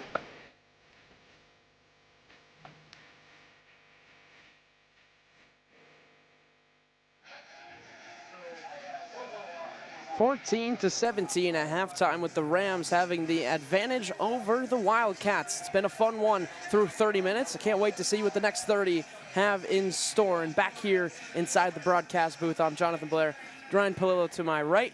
And Ryan, we really have had a really back and forth game. UNH had a really good start, blocked punt. They had a 7-0 lead to start. Looked like it might be 10-0, but the missed field goal looks like it presented Rhode Island with a window of opportunity. Absolutely, and in games like this, these rivalry-esque games, you know, every play matters. Every facet of the game matters. Special teams, offense, defense, and that's what we've seen so far. And let's take a quick look at the stats and highlights where Rhode Island and this UNH back and forth game, it started off hot for the Wildcats. Yeah, the Wildcats came out slinging. It was Veza who showed no fear when it came to passing the ball, but the Wildcats don't just do it by air, they do it on the ground too. And it was Thomason who got his first touchdown of the season there. And the Rams, it took them a little bit to respond, but once they got going, they got going. Devin Farrell showing he didn't forget how to run the ball. He can still do it, and guess what? He too can throw the ball. He was slinging it. Both quarterbacks were moving. It was a slow start offensively for the Rams, but once they got moving, they got moving. Yep, and then you see Antoine Littleton Jr. finishing the job as he's done all season long. Yeah, absolutely. Littleton, he's been the workhorse, but another storyline today has been Barrow. We're taking a look at another rush from Veza. I mean, this is just a guy, he's so difficult to contain, and the way you run that option, it opens up that passing game. And right here, you saw that passing game get opened up. That was Chase Wilson who made the touchdown grab to go up late in that second quarter. But it wouldn't be until Barrow responded to close out the half with a 30-plus yard touchdown run. And Barrow's been having himself a day. We talked a little bit about today. Coming into this one, Barrow was not really the guy for the Rams. It's been all Littleton, but as you're seeing now on your screen, 7 carries, 70 yards, and a touchdown. The game could end there for him, and he'd be happy, but we've still got another half to play. 30 minutes to play, and there you see Rhode Island just continuing to move the ball offensively. They are really doing a good job of getting more total yards offensively than UNH. And I think the one thing, if you're Rhode Island, you have to point to and say we can clean up is the penalties at the bottom. 5 for 43 yards. And if you recall, Brandon Barrow had a nice run down the left sideline before that got brought back due to a holding. And those are the type of plays that in a game like this, back and forth, so evenly fought, those are the plays that'll hurt you. Yeah, absolutely, John. It's tricky, but you got to clean it up, and in a rivalry game, anything can happen. We'll take another quick break, and when we get back, the final 30 minutes of this one, a fun one. Rhode Island up by 3 heading to the second half.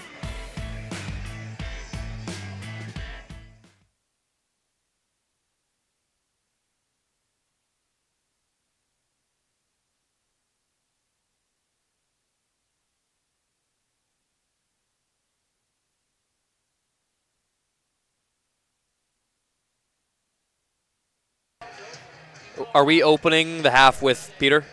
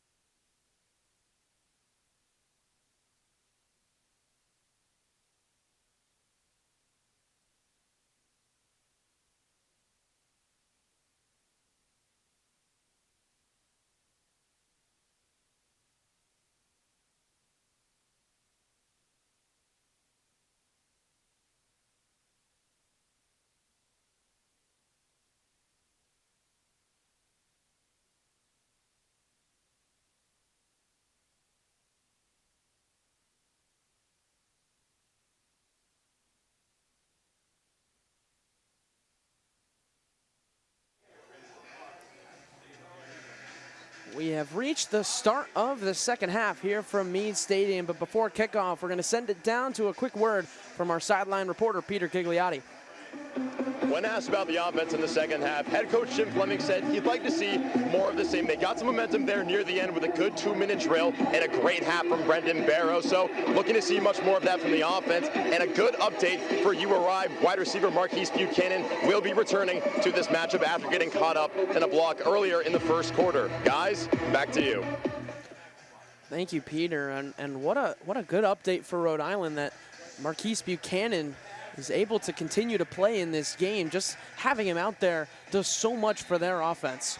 Yeah, and John, and we've mentioned about Marquise Buchanan, the passion and the drive he brings, and Rhode Island's got a handful of talented targets for Devin Farrell, and we've seen them find success without Buchanan on the field, but having that guy, he's your leader, he's a veteran at this point, having him on the field just brings so much, not just to your game, but to the mindset of your players. He doesn't necessarily have a captain's patch on that jersey of his, but you better believe he is one of the crucial leaders to this URI offense alongside Devin Farrell, Greg Gaines as well. And he has been sorely missed in this first half, but it's good for Rhode Island to have him back out there. Even though you've had good receiving efforts from guys like Gabor Courtain, Greg Gaines, and even Amari Walker has gotten involved today. Mentioned before, UNH will start with the ball in the second half. And here comes Garth White with the kick. It'll be Darren Burton on the return, making a move at the 20, and he's got more green grass ahead up to the 37, and he's knocked out of bounds by who else other than Garth White.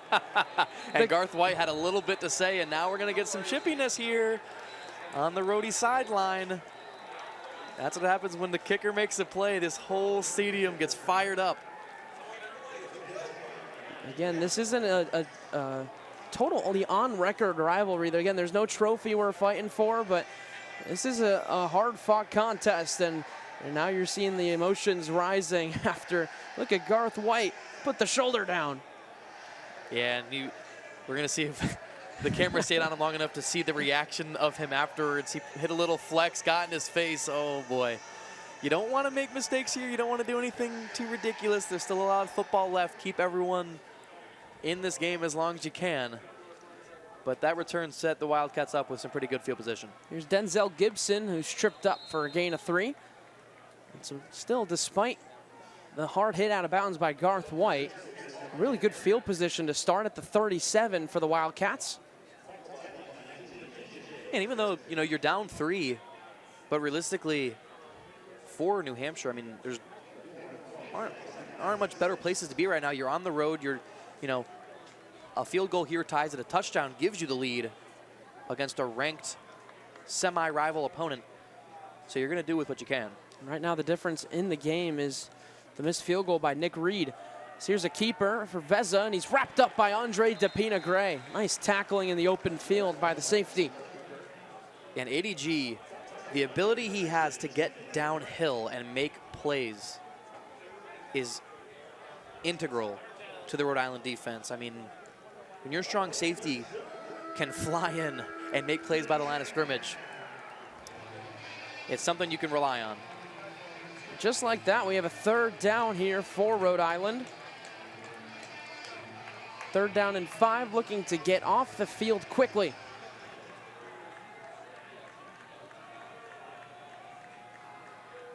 This would be a huge stand early in this second half. Here's Veza with time over the middle, complete, and falling forward for a first down.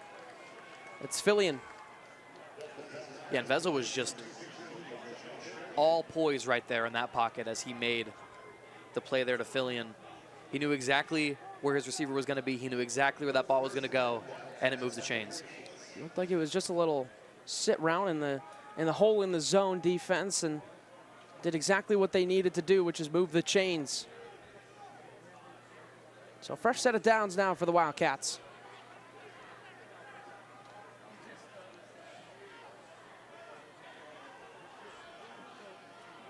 Wilson in motion. Here's Veza. It's a keeper again, trying to get away. And Andre DePina-Gray once again having himself quite the start to the second half. Yeah, you know, John, I wouldn't be surprised if that's the man-to-man matchup right there. When you've got a mobile QB, you've got to have someone with an eye on him at all times. And every single time they've gone to the keeper on the outside, DePina-Gray is there to make the play. 2nd down and 9 for the Wildcats offense.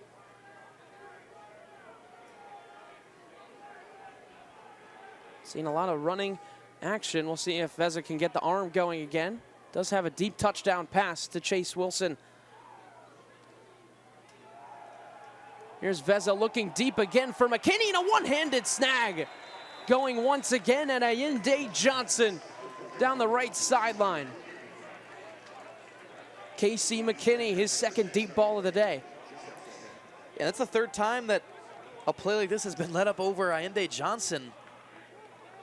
You got to figure Veza knows exactly who to target, who to go for, and that play's been almost 100% for the Wildcats. Here's Gibson in space, and Ayinde Johnson upends him, but down inside the 10 at about the 8-yard line.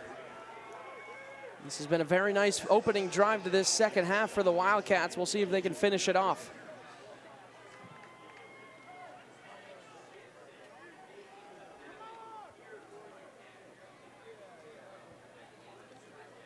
First down and goal from the 8-yard line. Gibson in the backfield.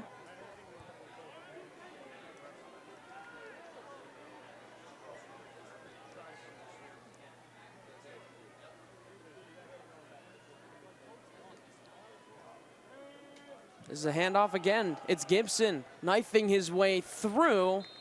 He'll pick up a couple. He's at the 4-yard line. And Gibson's got the frame of sort of that short yardage situation, running back, 5'10", 220 pounds. You pair that with Veza on the ground. Wouldn't be surprised if we see an option play come up here. You've seen Rhode Island do it at this part of the field a couple of times, and again, mentioning the dual threat ability of both of these quarterbacks.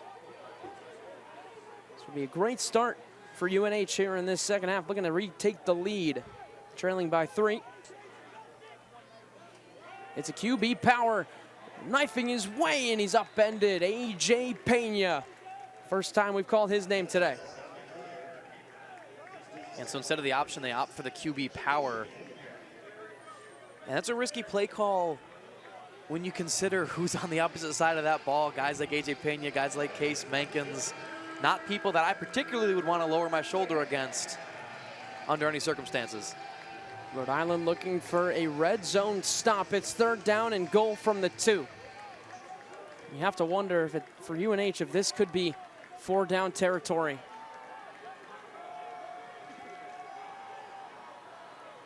Third and goal from the 2. It's a 50-50 ball, and the battle is won by Ayinde Johnson, trying to get it to Ryan Blagg. 4th down for Rhode Island.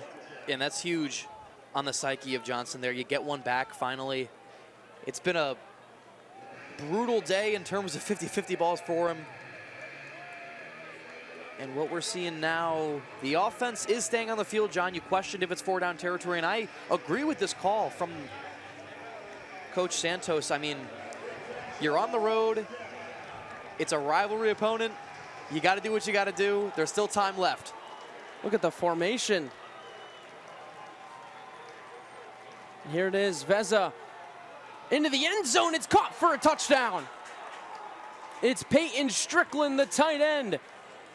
And what a start to the second half for the New Hampshire Wildcats.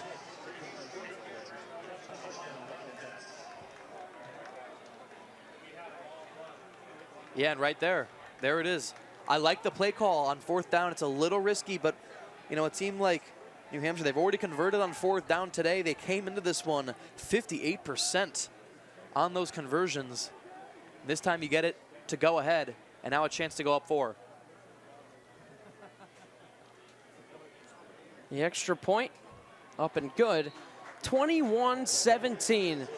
New Hampshire starts the second half how you want to do it. A touchdown drive with a touchdown catch from the tight end.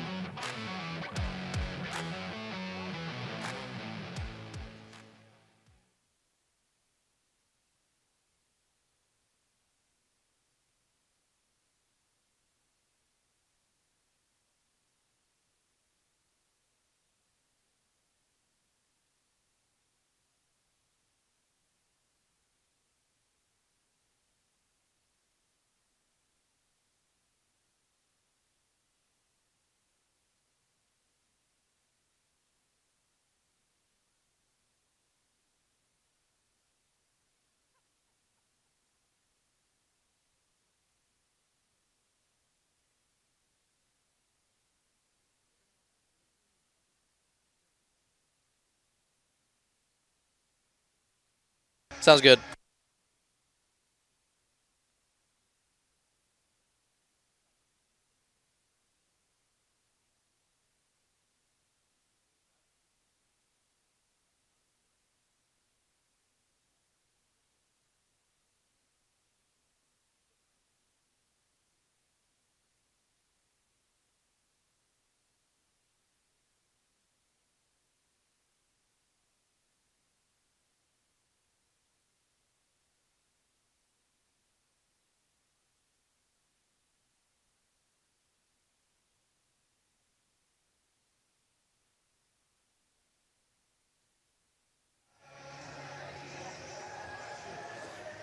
New Hampshire retakes the lead after an opening drive touchdown to start the second half. Capped off by a Peyton Strickland touchdown, his second of the season. And so now Rhode Island looking to respond on their opening drive of the second half. Mentioned our sideline reporter Peter Gigliotti saying wide receiver Marquise Buchanan should be available for this second half. What a huge boost that would be to an offense that really looks to have found its stride at the end of that first half.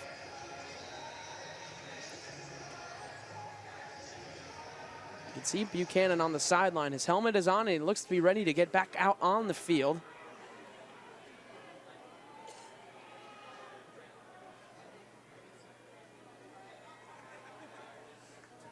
Here comes the kick from Reed. It's up and away. And back deep out of the end zone over the head of Brendan Barrow. So here comes the Rhode Island offense. Are we getting that play up?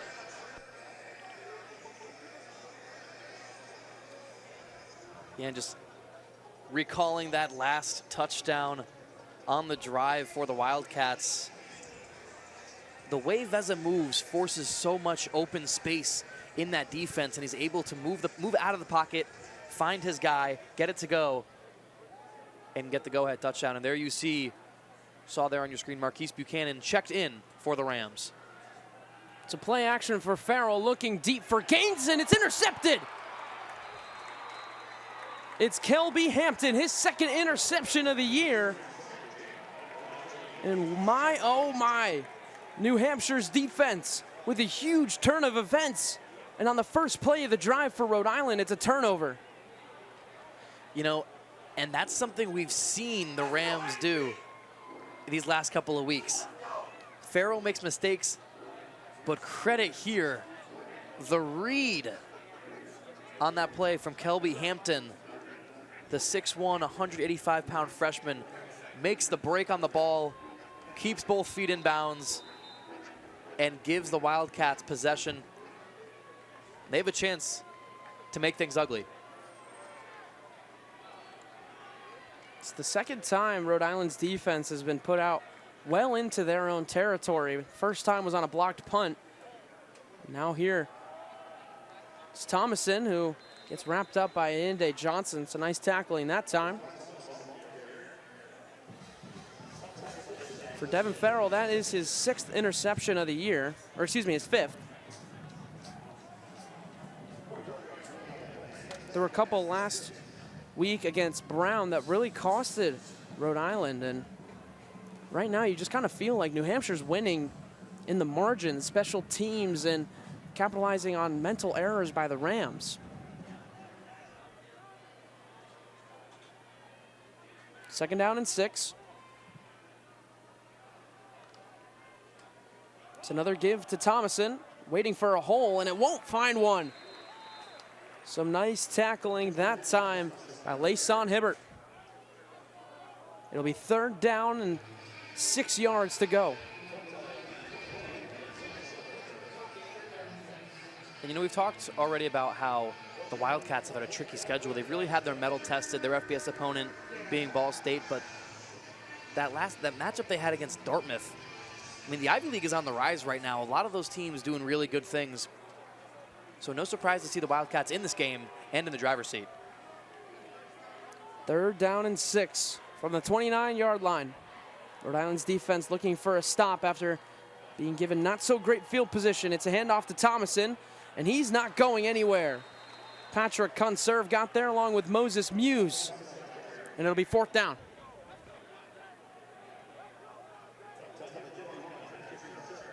Yeah, so the Rams sticking to that defensive identity of getting things done when the odds are stacked against you. And the field goal unit makes their way onto the field. And I think Nick Reed has maybe a chip on his shoulder back from earlier in this one. A 45-yard attempt for the sophomore kicker. Missed one earlier in the game. And the kick is up. Is it good? It is. A strike by Nick Reed, and it's 24-17. UNH has put up 10 in the early goings of this third quarter, and Rhode Island looks to respond when we get back.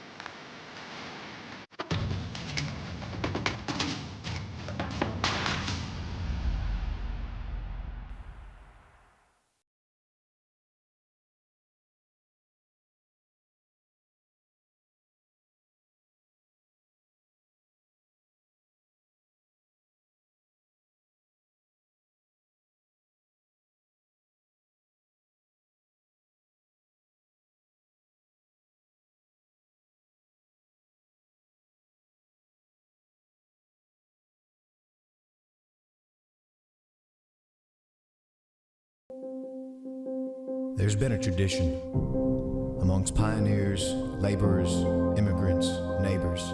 Transcending down through generations, it has been learned, inherited, and with us, well, it's in our blood. All we have is one another, fueling each other's fire as we grow together in community, in our work, and in life. So we're proud to carry on this great American tradition of being there when it counts.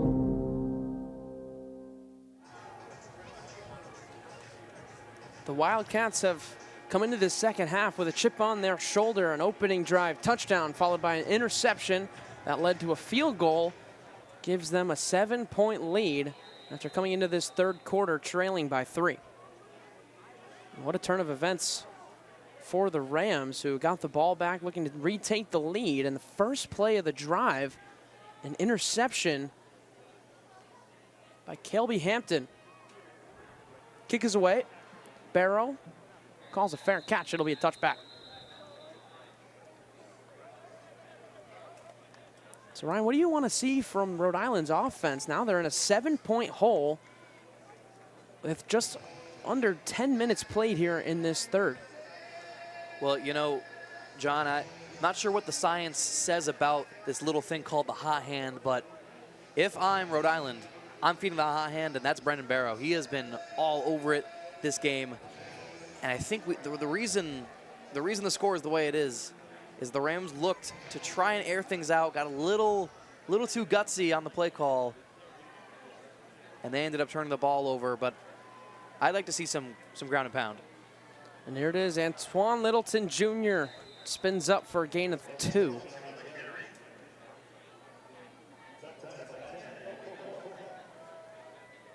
Littleton stayed being that workhorse back today, despite some really impressive play from Brendan Barrow. There you see Marquise Buchanan in the slot. See if Rhode Island can get him the football. Looking his way and throwing into traffic. Incomplete. Trying to get it to Marquise Buchanan. And that's just, you know, I know that's the design play right there. You're trying to find that slant route, trying to find the hole in the defense, but that's not the best read for Farrell to make right there. I mean, he threw it. You mentioned traffic. I mean, he threw that into triple coverage. He's lucky to get that one back. And now the Rams are looking at 3rd and long. Barrow is back in the backfield, but this offense is starting to skid. 3rd down and 7 from the 28-yard line. Here's Farrell. Clean pocket. Zips it, and it's caught by Feiner short of the sticks. They're saying the field's now an incomplete pass. Incomplete. So it'll be 4th down, and Rhode Island's offense threw a pick on the first drive in the second half, and now a 3 and out. What a stand by the UNH defense. Yeah, this defense has stepped it up here. Taking a peek at that throw over to Feiner. They thought at first fans were on their feet thinking he made the grab. Though he was short, it falls incomplete. But John, I'm starting to get deja vu here of those opening couple of drives in the first half. Here's the punt. It's away. Nearly blocked again. And it's caught at the 35-yard line. Split up field up to the 45. Nice return by Miles Thomason. And now at the 45-yard line is where UNH will take possession, and an opportunity here to go up by 2 scores. Just under 10 minutes played here in this second half. And the Wildcats really have done a solid job all around. I mean, again, I feel like we always end up talking about the 3 phases of football, particularly in this higher level CAA matchups. You know, every single snap counts, everything matters. The Wildcats have been getting it done.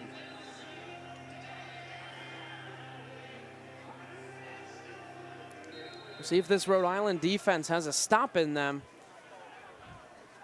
Let up a long touchdown drive to start things off in the second half. They were able to get a stop and hold them to 3 after being given not so great field position. But here's Veza rolling out. He'll fling it to the sideline. It's Fillion. And a gain of about 9. We'll see if they give him the first down. I believe he's just short. And Veza's just looked really clean all day. That's the best word, I think, to describe him. 11 for 17 now. 2 touchdowns. Ineligible with no receiver illegally downfield. Offense number 75. 5-yard penalty. An illegal man first down. downfield, which brings this play back. So I'll correct myself. Veza is still 10 for 16 after that one's called back. Not sure if I saw a flag necessarily, though. I saw an official making the hand signal as that one went downfield.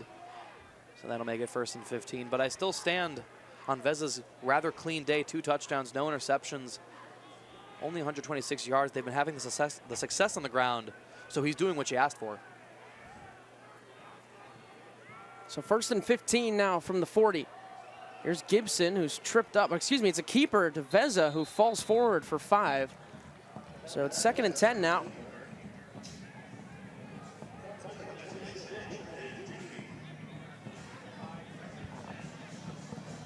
Now Rhode Island given the chance to have a 2nd and long here. We'll see if they can make it happen defensively. And I really think as this game starts to get closer and closer to final, the part of the defense, or sorry, the part of URI that needs to step up is going to be their secondary.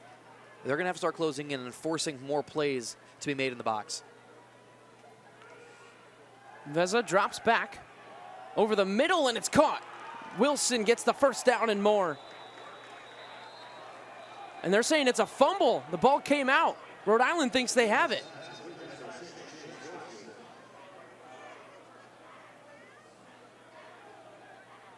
Still waiting on a ruling for the official. And it will ruling be on the first field, down the ball UNH. was fumbled but recovered by a downed player of the offense. It's their possession there. First down. So a long first down conversion to Chase Wilson over the middle. Really nice throw from Veza. Okay. They said the ball came is it stopped out. now? And it did. Moses Muse got it out. Please reset the game clock to 4 minutes, 20 seconds. But they're saying he did not get it back. It will start on my signal. Muse with the punch out, and they said Wilson fell back on it. Of course, every time there's a fumble, you immediately see everyone's hands start pointing in different directions. So now first down and 10 from the 45.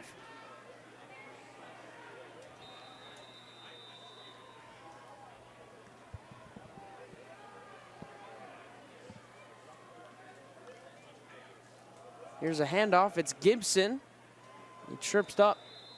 Gain of 4. So it'll be second down and 6. And you're seeing Denzel Gibson really getting a lot more burn here in this second half. Miles Thomason, Elliott Main, 2 other running backs in this offense.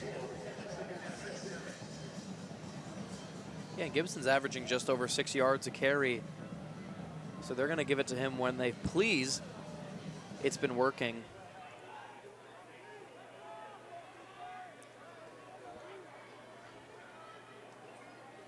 So it's second down and 6. Now from the 32. It's a quick pass, and it looks like it's incomplete, trying to get it back to Wilson. They call it a catch. Jim Fleming, the head coach, is not happy about it. And neither are the Rhode Island fans. From my angle, looked like he might have gotten his hands under there. Wildcats trying to call a quick play, but they're not going to get one. So now they'll take a look at it. The ruling on the field is a completed pass. The previous play is under further review. We'll take a look at it. It's under review. To me, it did not look like he had possession of the ball through the ground. Well, we'll get a chance to look at it right here on our broadcast. I couldn't really get a glimpse. His hands were under it. The question is going to be, was the ball in possession of his hand? No, it was not. Right there, you see the ball popped out. He got the hands on it and then sort of tried to scoop it back up into his hands, but that ball most certainly hit the ground, and they're going to rule this one incomplete. You can see instantly that head coach Jim Fleming was right next to the official. He called it a catch. Got right back into his face. Was not happy with the call, but he should be overturning this one. Yeah, we're on the good angle here to see that play.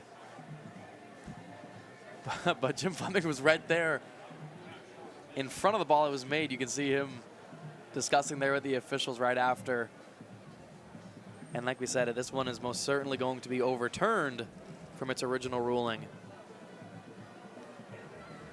You can see the assistant coach that was trying to keep Jim Fleming from going onto the field off of the sideline. You know, you always think that it's a myth having those guys that just exist on the payroll to keep you off the field and avoid a flag. But take a look at Coach Fleming right here. Take a look at the emotion from Coach getting right into the face of the official. You got to make sure you're not doing anything that'll get you called. There was just as after it went away, further review, the pass hit the ground and it is incomplete pass. The coach it'll be third down and 6 at the 31-yard line. The ball will be aligned at the left post. Is overturned. The right post. So Jim Fleming was correct. He was right in front of the play. He saw it right. It did hit the ground, and so it'll be third down and 6 rather than third down and 1.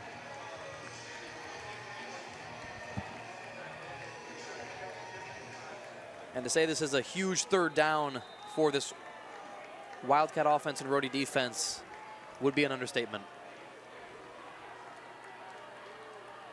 From here, it would be a 49-yard field goal.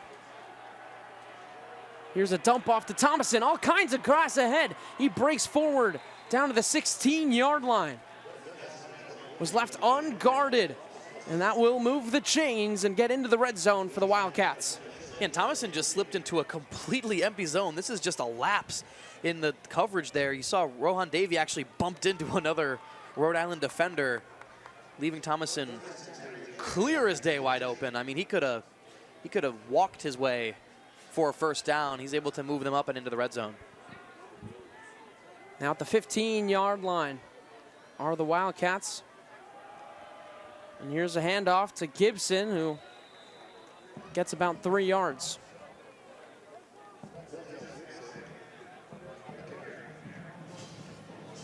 You're just seeing UNH's offense really find its stride here in the second half. They are getting it done on the ground. They primarily want to get it done on the ground, but when they have to, they will let Veza throw the ball, and he has really rewarded them so far in this second half, as there's only 2 minutes left to play here in this third quarter. Here's Veza. Second down, looking out for Wilson, and it's incomplete. Yeah, and Veza was eyeing Wilson from the get-go on that play, knew exactly where he wanted to go on that quick out route. Ayende Johnson there in coverage. Third and long, though, I'm not stressing if I'm UNH, and you do got to figure they've gone with the fourth down conversions in the past. I think with the current situation, the circumstance, you take the 3 points here. 3 points here would make it a 2-possession game. It's 3rd down and 7. The Rhode Island crowd trying to help out their team. Here's Veza looking end zone, and it's incomplete. Ayende Johnson with the coverage. Going back on the one-on-one ball. And this time the Rhode corner makes a play on it. Yeah, so Johnson, he's gone to work on it all day. Today's kind of been a little individual training for those one-on-one high-pointed ISO balls. Johnson doesn't get his head around, but is there, makes the play on the ball, and out comes the field goal unit. So UNH will have to settle for 3. If Reed cannot get through, it'll make it a 2-possession game.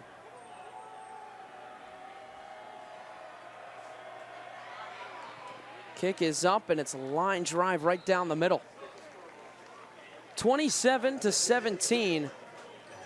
The Wildcats have the advantage. It has been all UNH so far here in this second half. Yeah, that it has, and you know, you can never say never. Coach Fleming has described the feeling of being at Meade Stadium in the fourth quarter as having pins and needles before. He's aware of some of the miraculous things that have gone down. Miraculous things have transpired in this matchup too. We've seen this game go into overtime. We've seen this game, just in the last 4 years, we've seen this game decided on a receiver having feet in bounds. We've had it come down to the wire. 10 points can happen in a matter of moments. We saw that at the start of this second half. UNH came out swinging. But you got to start thinking for the Rams. The clock is moving, and before you know it, this game will be over. Yeah, and when you look at the third quarter for Rhode Island, they only have 10 points throughout the entire season in the third quarter. That is not getting added on to today, and when you look at the other end for UNH, it's one of their best quarters that they play in. So Rhode Island, you don't typically want to leave it up to a fourth quarter comeback, but how they play in the third quarter, oftentimes it's hard not to. As the kick is away, back deep over the head of Barrow for a touchback. And so now Rhode Island's offense, who in 2 possessions have only run 4 plays in the second half. One was the interception, the first play of the second half, and then a 3-and-out right after that. They really need to get something going here, don't they, Ryan? Absolutely they do, and you know, I'm starting to wonder, our sideline reporter Peter Gigliotti mentioned that Marquise Buchanan is in, and he is on the field right now. You got to wonder if maybe his play calls are being limited after we saw him go down and leave back in that first half. One of the premier playmakers in all of FCS. He's yet to have a catch today. It won't start now. That one comes up short. Yeah, that just looked like a complete misfire from Devin Farrell. He tried to get him on the quick little shoot route in the flat. Barely got it up to his boot. Still plenty of time for Rhode Island. They have the entire fourth quarter, but you do want to see something happen on this drive as it's 2nd down and 10.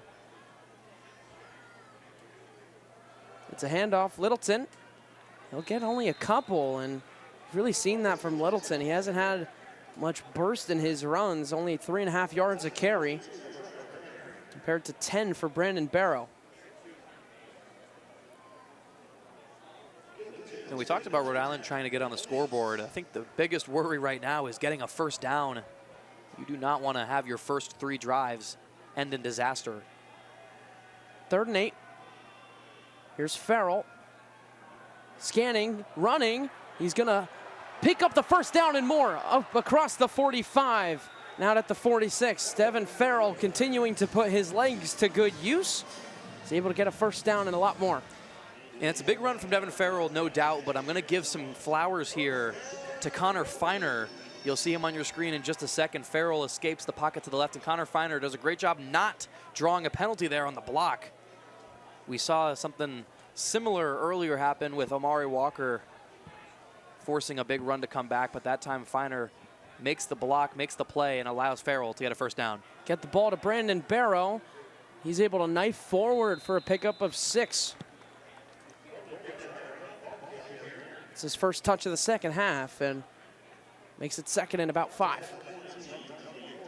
And we're going to see what the offense opts to do here as the clock is ticking. I don't see much urgency to get a playoff.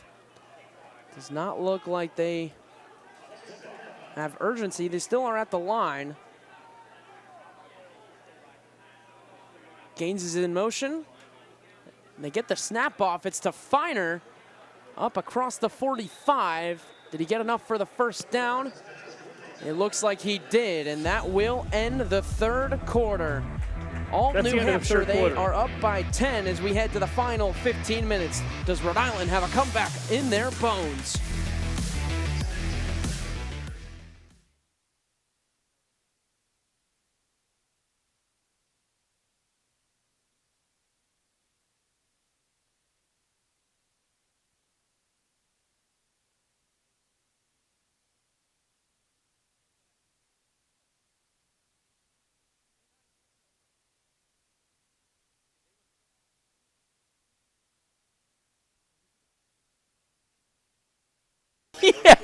Yeah.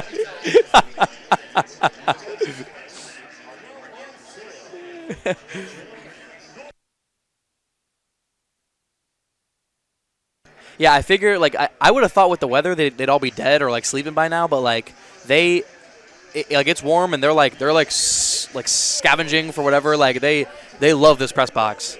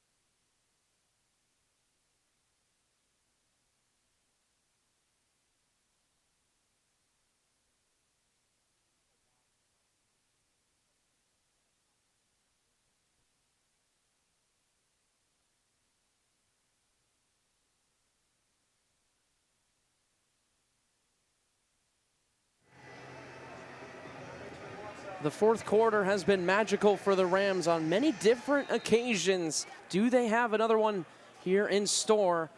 Rhode fights Cancer Day. 1st down and 10. It's a keeper for Farrell. He gets about 5 or 6.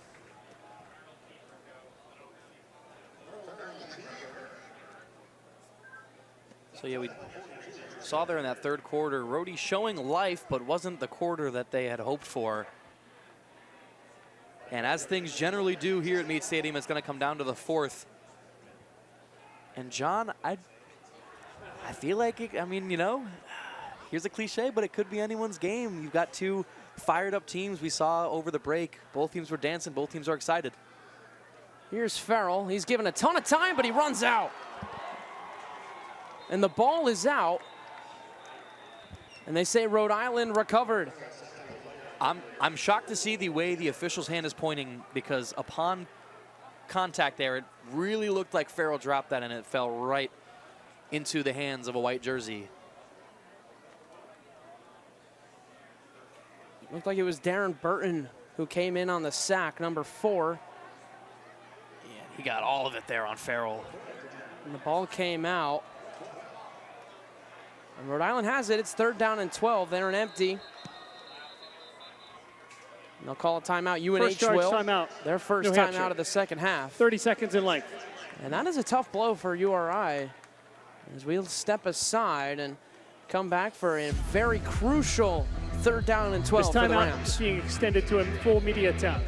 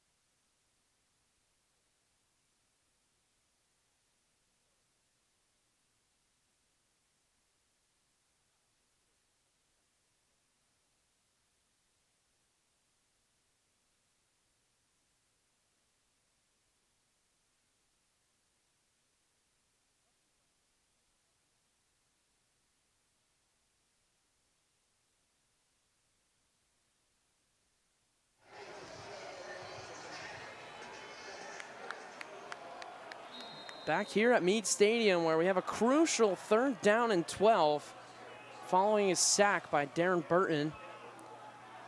Makes it real difficult for Rhode Island, but here's Farrell. Given time all day, looking deep for Buchanan, he makes the catch. Down inside the 20. What a time for his first catch of the day. Yeah, and that play right there from Buchanan not only lifts the spirits of the Rams on the field, but it lifts the spirits of the Rhode faithful. That one got the crowd going. And now the Rams find themselves knocking on heaven's door. Inside the red zone now at the 19-yard line. It's a pitch to Barrow, who makes a cut. Down inside the 5, it's a touchdown. Brandon Barrow continuing to break out for Rhode Island.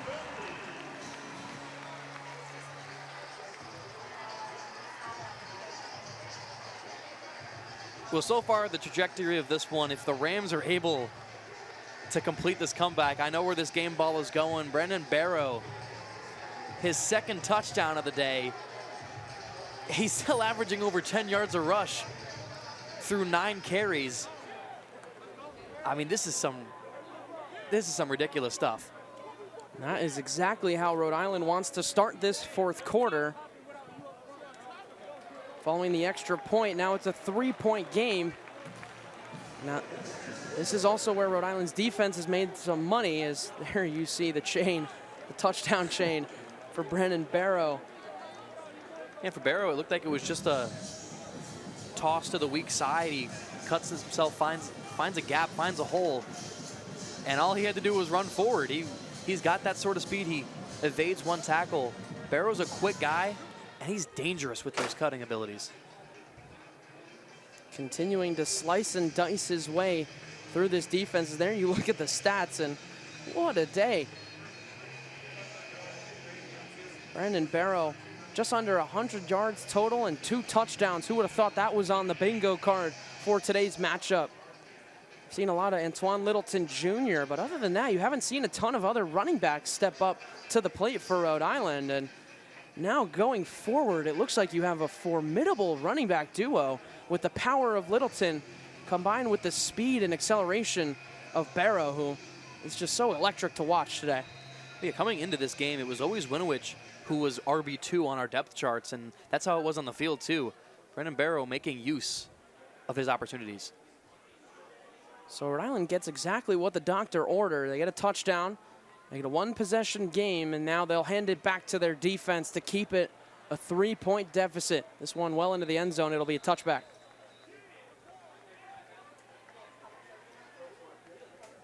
So I think the key here for the Wildcats now, I mean, this doesn't need to be stated. Obviously, you want to score, but you want to do so in long fashion. Take some time off that clock. Take your time. Make a long drive. You want to make that Rhode defense pay for daring even lining up against you.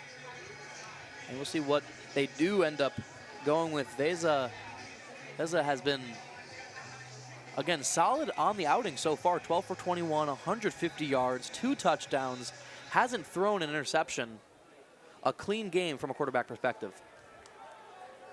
Those 3 in the backfield right now are the 3 that UNH is going to want the ball in the hands of: Thompson, Veza, and Denzel Gibson. They start with Gibson, who has a hole, but he's wrapped up for a gain of about 5.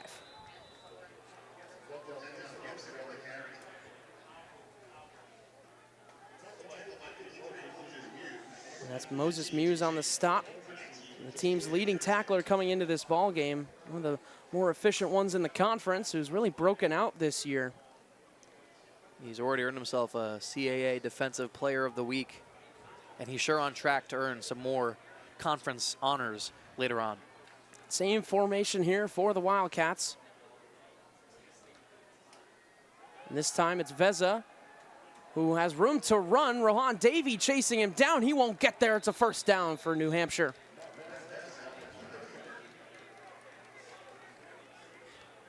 And a rare sight there to see Davey not get the wrap up on Veza. He's sort of had his number all day when it comes to these sort of outside runs. Davey was forced to make a decision there, and that's what's so tricky when you've got a guy who can do it all. There's no right option for Davey there. If he goes to the quarterback, they'll dump it off to Thomason in the flats, but he tried to stay in the middle, and just a really nice play by Veza. And that's a new set of downs. Chewing some clock.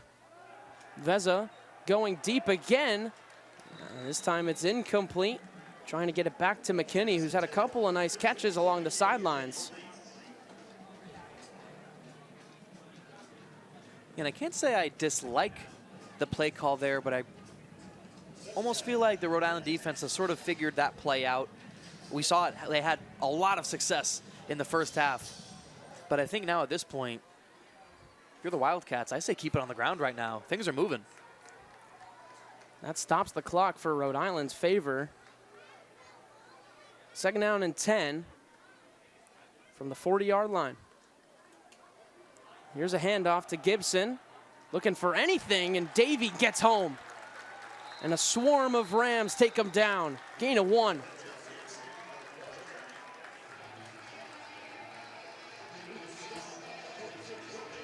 Yeah, and that is the Rhode Island defense at its best. You get a sea of navy blue and Keeney helmets flooding to the ball carrier at the line of scrimmage.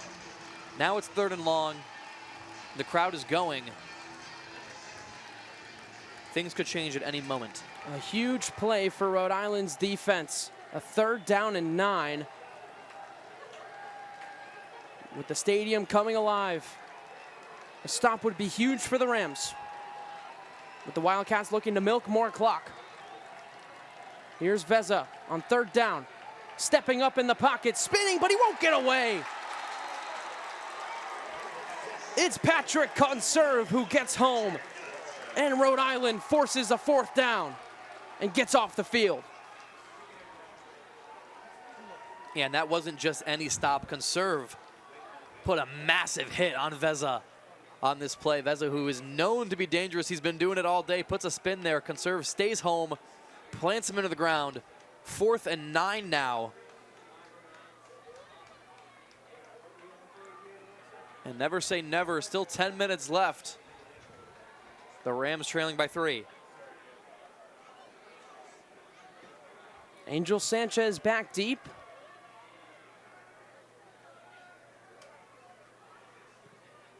Punts away.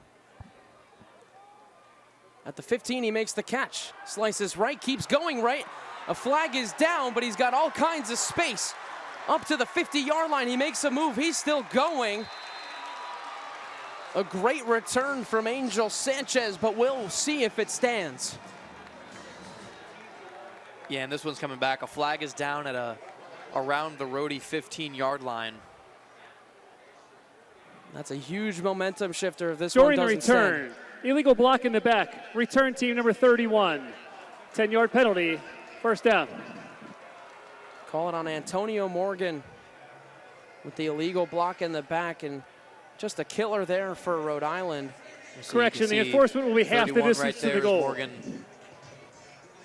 Just a silly mistake there on a block that didn't really need to happen, if I'm being honest. And now all of a sudden we go from a Rhode Island 1st and 10 at the UNH 40 to a Rhode Island 1st and 10 inside your own 10-yard line. So we've been seeing it all day. The discipline has not been there for the Rams. Lots of mistakes, lots of penalties. But nonetheless, the Rams still have time, 1st and 10. Just the first penalty of this second half, but it's a big one. And now we have another one. Looks like we'll get a false start here. False start, offense number 2. Half the distance to the goal, first down. Called on Connor Feiner. And really, it looked like it was going to be first down in UNH territory. It's now all the way backed up, 1st and 14 from URI's own 4-yard line. Here's Barrow, getting in his hands. He breaks a tackle and gets those 4 yards back.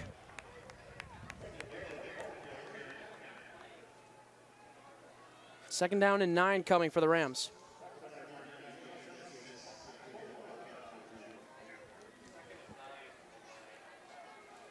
Three receivers to the left. It's Barrow who gets another touch, makes a move, showing his shiftiness. He gets only 2, but those are hard-fought 2 yards, and it'll be 3rd and long. Yeah, that play was sort of blown up from the start. The defensive front for UNH was there, and they were there with power.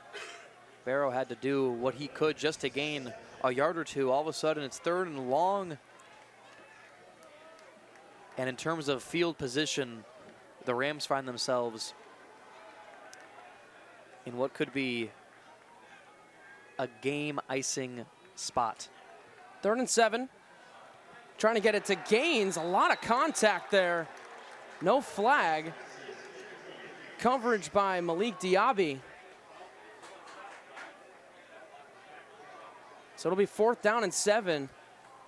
And a 3 and out for Rhode Island's offense.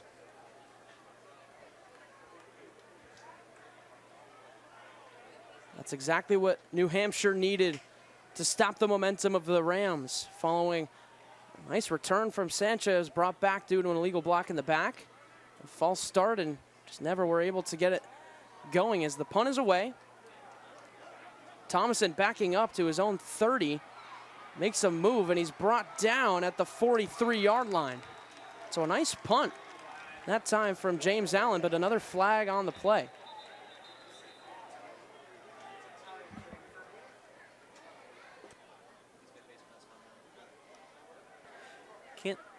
Couldn't see exactly what was going down. There were some extracurriculars headed downfield away from the ball. During the return, holding return team number 10. 10-yard penalty, first down. So now the special teams penalties coming back to bite New Hampshire now as they'll tack on 10 more yards against the Wildcats. So now Rhode Island's defense, who just had a huge stop, tasked with doing the same thing again.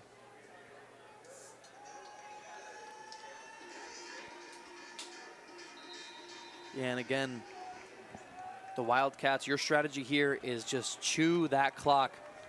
Let time tick away. Every second that goes is a second closer to victory. From the 34, back to Gibson. He's taken down pretty quickly. Rhode Island's run defense coming to play, understanding the situation. Moses Muse got home.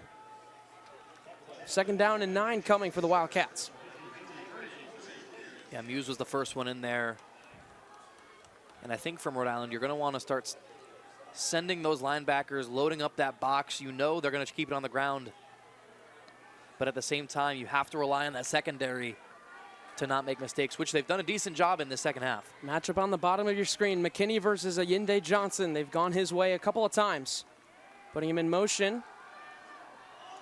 Running out of time. Here's Veza making plays happen with his feet. He's got a first down and more. He's tripped up at the URI 46-yard line, but there is a flag in the backfield. Yeah, there's a flag in the backfield. Holding. Peña's pointing Offense at it. number 75. And he 10-yard knew penalty. it was on the offense. But on that play there, Peyton Strickland, wide open, doesn't do justice what Peyton Strickland was in the middle of the field. You'll see Veza was forced to step up a little bit. There's the hold right there on Peña. So Veza took off all for naught. That'll back the Wildcats up. They're back behind their own 30 now after the hold. From a huge scramble with his feet to a hold from Bo Riley, the right tackle. And that brings it all the way back. It's 2nd down and 19.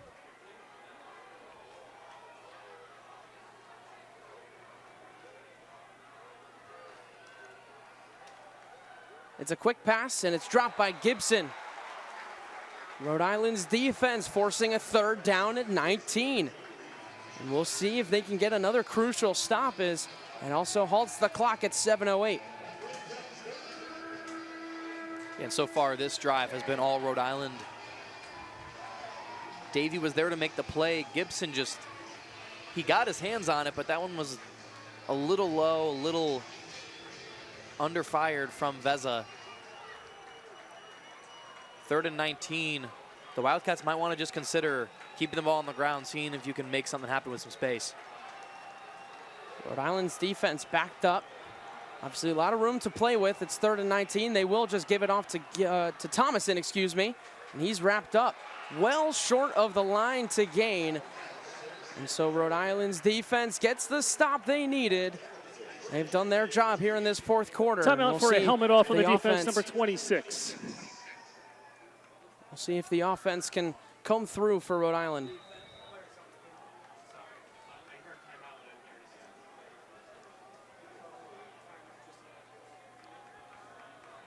So 4th down now, the clock is moving.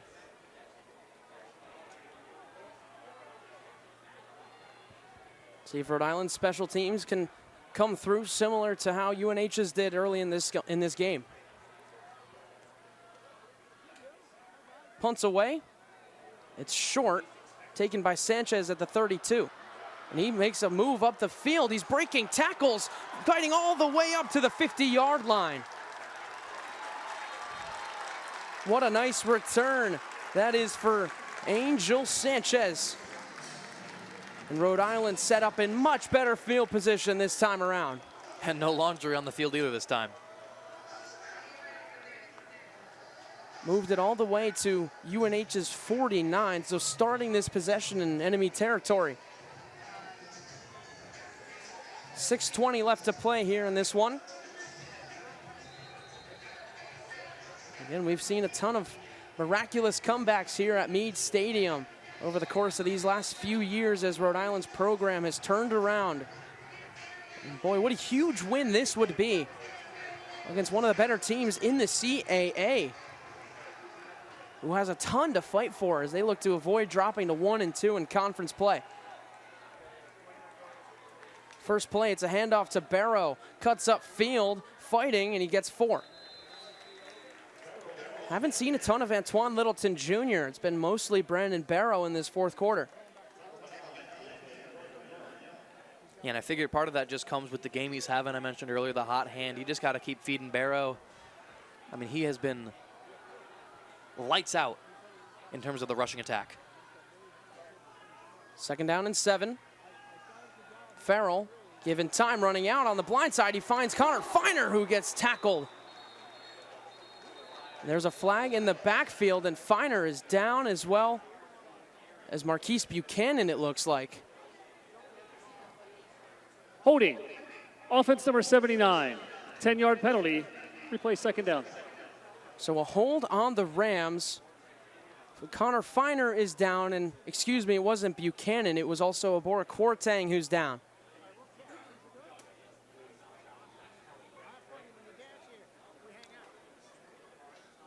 The officials take time, and you know, one of the biggest things I think I'm looking forward to seeing in this drive is going to be the fight of that Wildcat defense. I think today we've seen both defenses with a lot of give and take. We've seen a lot of back and forth. As Kwarteng is up on his feet walking, Connor Feiner also walking off the field on his own accord. I'm most excited about seeing how this Wildcat defense responds, John. I think that, you know, they've let up a couple of splash plays. I mean, Barrow has been nothing but trouble for him.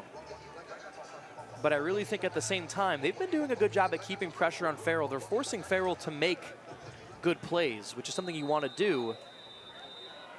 The only question now is how much more does Farrell have in those legs? He's been running around quite a bit. It's a tough spot here, second down and 17 after the hold. He's given time, he'll check it down to Barrow. We'll see what he can do. He makes a move, and he gets all the way back to the 49-yard line. A gain of about 6. It'll be 3rd and 13. If you're Rhode Island, you wonder if you don't get it all back here. If this is 4-down territory. 5 minutes and change left to play in this game.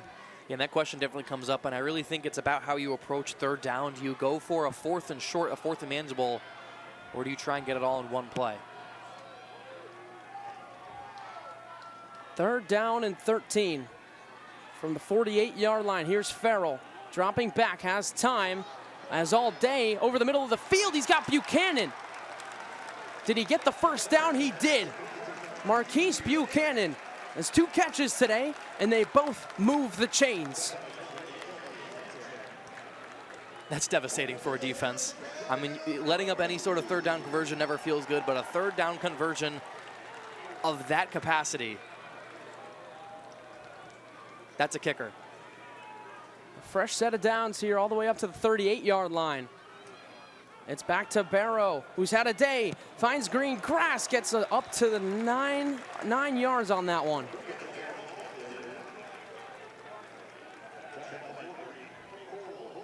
You know, and now the game changes a little bit. Rhode Island's moved within, or they're just outside the Wildcat 30. And you go from potentially thinking about, you know, we're questioning if they should punt or not. Now you're wondering how much time you want to take off. We're here under 4 minutes. It's 2nd down and 3. Finer's back in the game. Littleton is also back in the game. And there he goes, all the way down to the 15-yard line. Antoine Littleton Jr.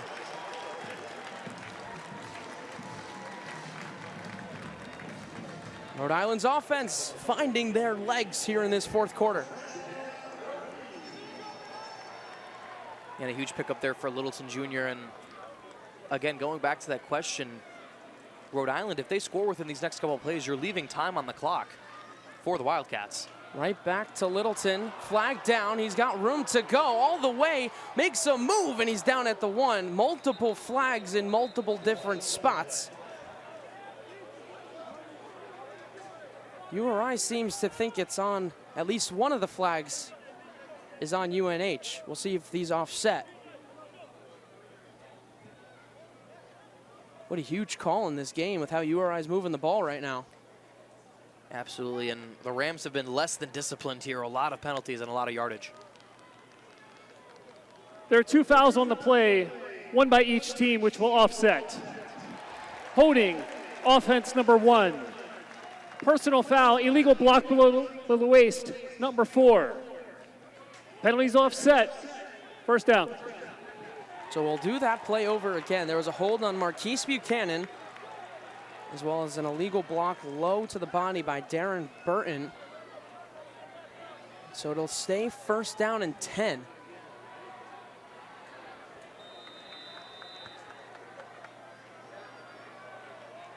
Brennan Barrow back in the game.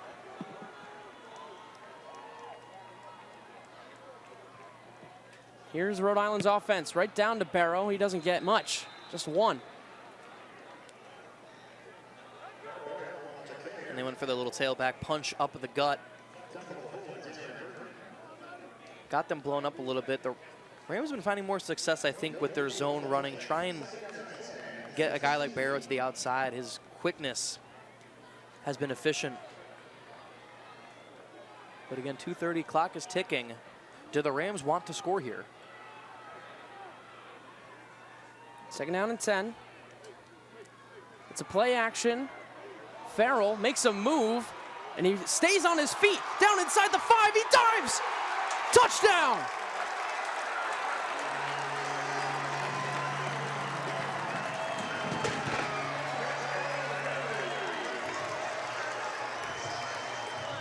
Devin Farrell does the job himself and gives Rhode Island the lead with 2:12 to play.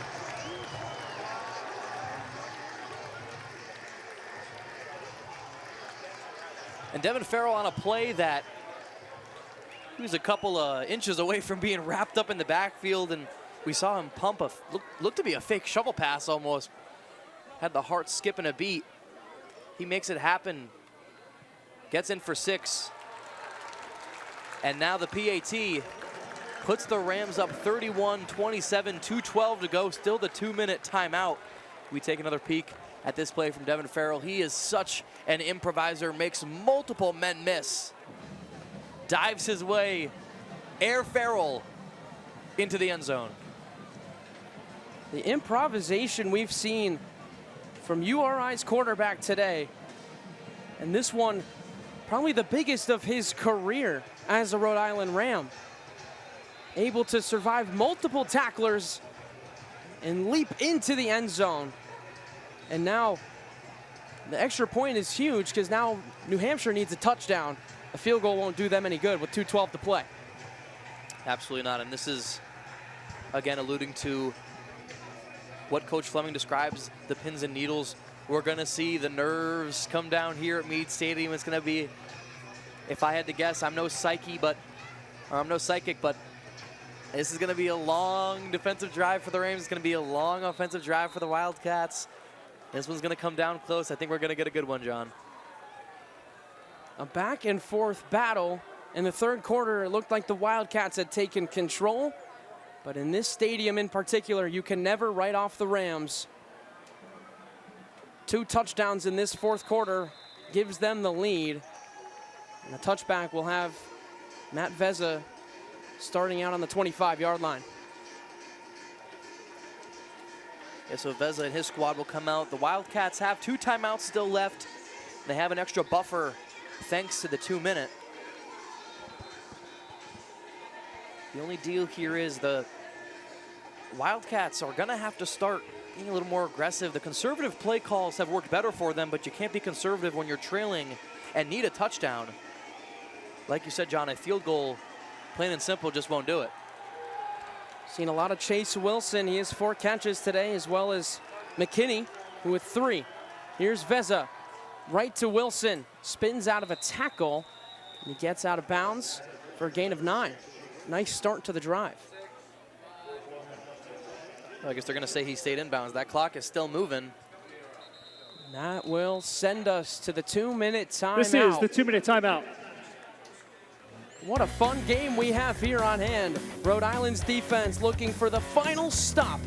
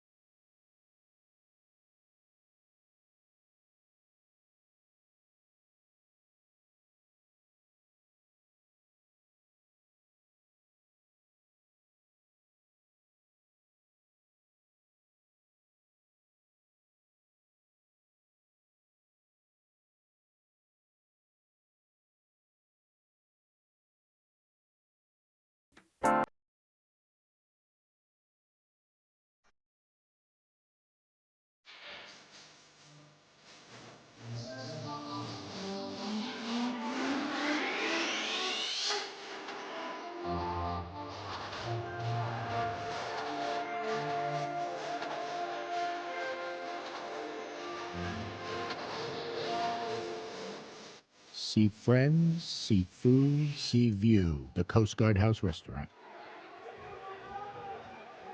2 minutes to play and a ton of fun left to have. We'll see if UNH has the comeback they need to upset Rhode Island on the road, or if Rhode Island's defense comes through one more time.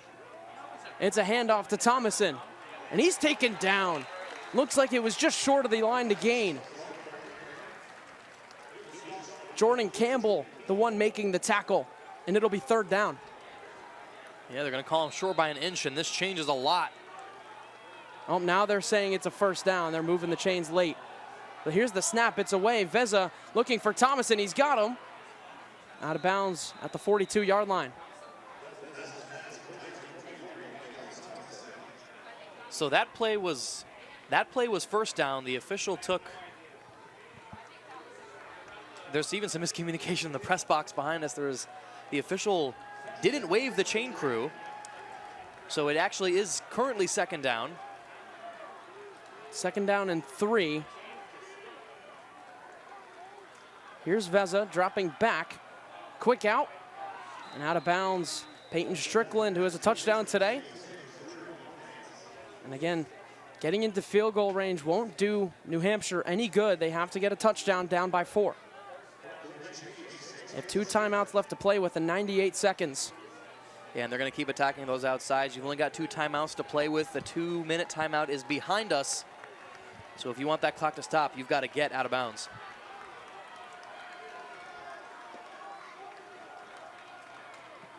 On 1st down, Veza with time, cutting up field, and he's swallowed up. Case Mankins and Moses Muse combine on the stop. Clock continues to run now. No timeout called. It's hurry up offense. Here's Veza on 2nd down, stepping up again. The ball's out. It's scooped up. Rohan Davey to the 30. He's got green grass ahead. It's a foot race into the end zone. Touchdown! Rhode Island with the icing on the cake.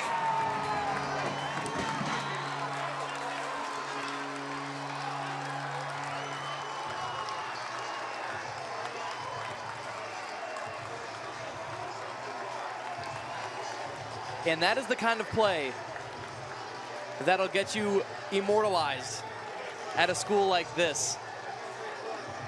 The huge rivalry matchup, a game that has been back and forth and back and forth. Rohan Davey scoops it up, gets into the end zone for 6. The Rams are up 10, and a PAT would make it 11. John, you mentioned that may have just been the dagger. Now up by 10, an extra point would make it 11.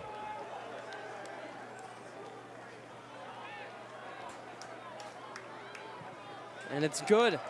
38-27. And on a drive where New Hampshire needed a touchdown, Rhode Island is the one that got it. So it was Veza on the play. The ball popped out thanks to a hit from Moses Muse, the former CAA Defensive Player of the Week. That one popped into Rohan Davey's hands, and I think for the first second of Davey having it, I don't even know if he knew what was happening. I think he sort of froze up there a little bit. Take a look at Muse, the big hit that popped it out, and Davey, he picked it up. And as John mentioned, green grass ahead of him, the 20, the 10, falls his way. The knees stay up. He goes into the end zone. And the Rams are up 11 with just a minute to go. The Meade Stadium magic continues. And it would take something even more miraculous for the Wildcats to get back into this one. A minute and 5 left, 2 timeouts, and now a 2-possession game where you'll need 2 touchdowns. What a huge play by the Rhode Island defense, who has come through time and time again for this team.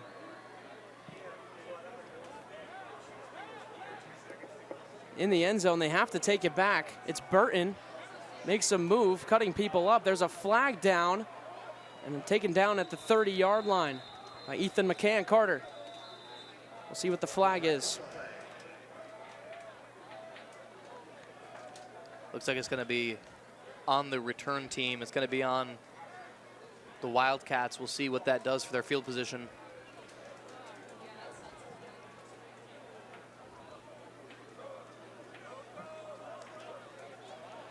During the return, holding return team number 5.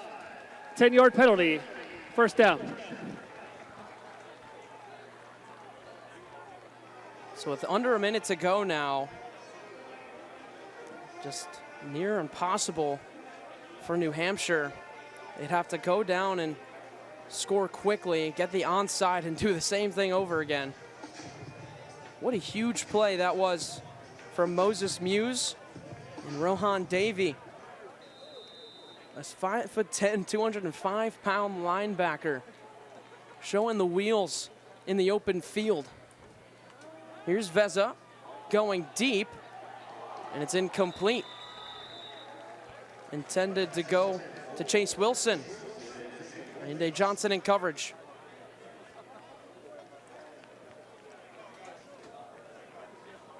So as we mentioned, the aggression is going to have to take a step up here. Regardless of that scoop and score touchdown, the Wildcats essentially have no choice but to start airing it out deep. Here's Veza, flushed out of the pocket, chased down by Muse, throws it up, out of bounds. It'll be third down now. 48 seconds left.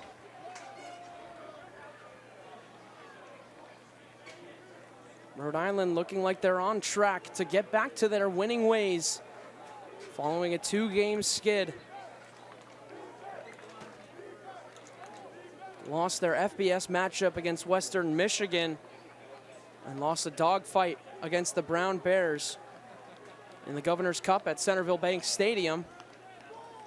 But now return home, and after a huge defensive play, are on track to win this ball game.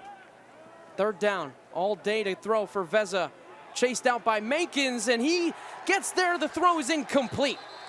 Case Mankins interrupting that pass, and it's fourth down. And from what I saw, there was a little bit of extracurriculars going down on the Rhode Island sideline. Chase Wilson found himself tangled up over by the 20-yard line. I saw a hat fly.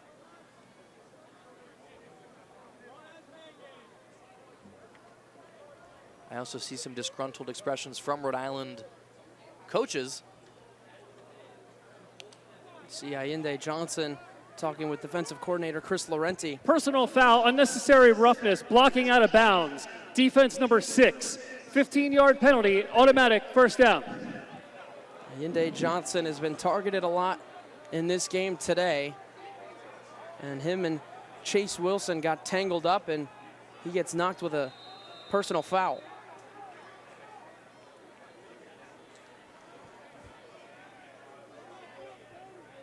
So 40 seconds to play. It's a fresh set of downs now for UNH. Veza with time. And he scrambles out. And he gets to about the 36-yard line before stepping out of bounds.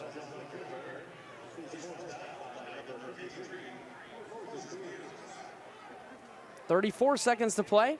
Clock stops.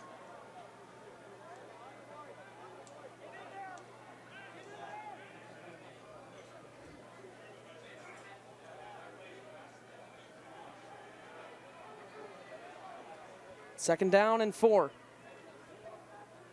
UNH looking for explosive plays. They haven't been able to find them. Here comes Pena, and he takes them down. A.J. Pena. And there's a flag on the play. We'll see if it's on A.J. Pena. Yeah, I think they're going to get Pena with a horse collar tackle right there. You hate to see it on someone who's tracking their way to a sack record. You can see Pena in disbelief with his hands up. That would have put him 1.5 sacks away from Frank Ferreira's all-time record. There are 2 fouls on the play, one by each team. These will offset. Holding, offense number 79. Personal foul, horse collar tackle, defense number 8. His foul's offset. Second down. So offsetting penalties for the second time today. It looked like A.J. Pena got held as well while trying to get to the quarterback. Yeah, the Jumbotron's showing it right now, and there's some boos in the crowd. Yeah, snap. Not sure it'll have much of an impact on the outcome of this game, but of course it's going to have an impact on Pena's own personal journey. Left tackle Tolu Olajide has had his fill of A.J. Pena. Here's Veza trying to make something happen, but here comes Pena again. Misses the sack. Veza making time, throwing deep, and it's incomplete. Ate a lot of clock on that one. It's 17 seconds left. And Veza showing his survivability skills on that one, running in circles, trying to make something happen. Wasn't able to get the ball to his intended target. But you're right, John, you mentioned only 17 seconds left now, 2 timeouts left. It's third down. If the Rams can get a stop here with the clock running, depending on the severity of it, we might see the end of this ball game. Third down and 4. Veza will check it down to Thomason, who drops it. Incomplete, and that's fourth down. Only 14 seconds left.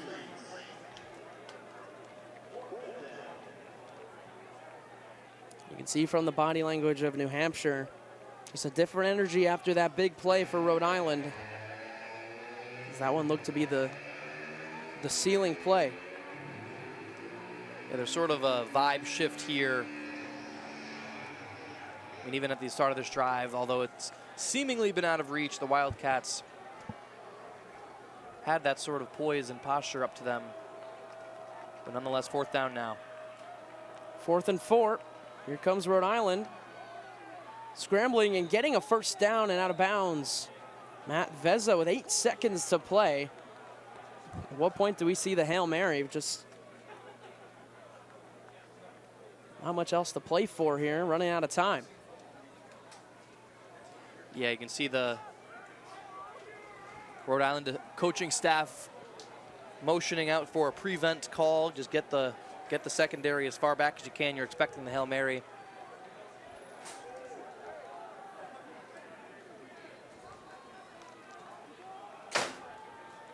Here's Veza stepping up. He'll dump it down to Thomason. Flag on the play. He's going to scramble and get out of bounds. Did he get out with any time left? It doesn't look like it. Clock's hit zeros. But they're going to tell everyone to hold off as there's a flag on the play. Lots of laundry Holding. today. Offense number 79. That penalty's declined. The game is over. And that will do it. Rhode Island scraps and survives the Wildcats and gets back into the win column by a score of 38-27, following some defensive theatrics that get the job done. Yeah, absolutely. And this game should really just highlight what CAA football is all about. It doesn't matter who you've beaten, who you've played, the teams that you'll face in the future. Today, we just saw 2 teams that knew how to duke it out. And if you're a fan of football, you were a fan of this one. Taking a look at what URI has coming up. They're going to play at UAlbany before they come back home here at Meade Stadium to play Bryant. That's going to be family weekend here for Rhode Island. There's going to be, I believe, tickets have already sold out for that one. Then they'll travel on to Elon, Maine, and Hampton. So it's a whole lot of CAA action for the Rams. And of course, New Hampshire will continue their CAA schedule as well. But this one ends in dramatic fashion, as it seems to always between these two programs that have just given so much. They both left it all on the field. Lots of talent on either side of the ball. And of course, myself as a selfish football fan, I just love seeing good football being played. That was, if anything else, a fun football game to watch, a fun game to call. And when you look at it, a brutal loss for New Hampshire. They're going to drop to 1-2 now in conference play, and they'll head to Campbell next week. And schedule doesn't get much easier for them. They'll also have a road trip to Monmouth and Bryant. And now a tough loss for them. But Rhode Island back in the win column after 2 straight losses. Lots of theatrics offensively. Marquise Buchanan, Devin Farrell, of course, Brandon Barrow making his name. But then at the end of the day, it's the defense that comes through again. Moses Muse with the hit, Davey with the touchdown. And for Ryan Palillo and all the crew, I'm Jonathan Blair signing off here from Meade Stadium.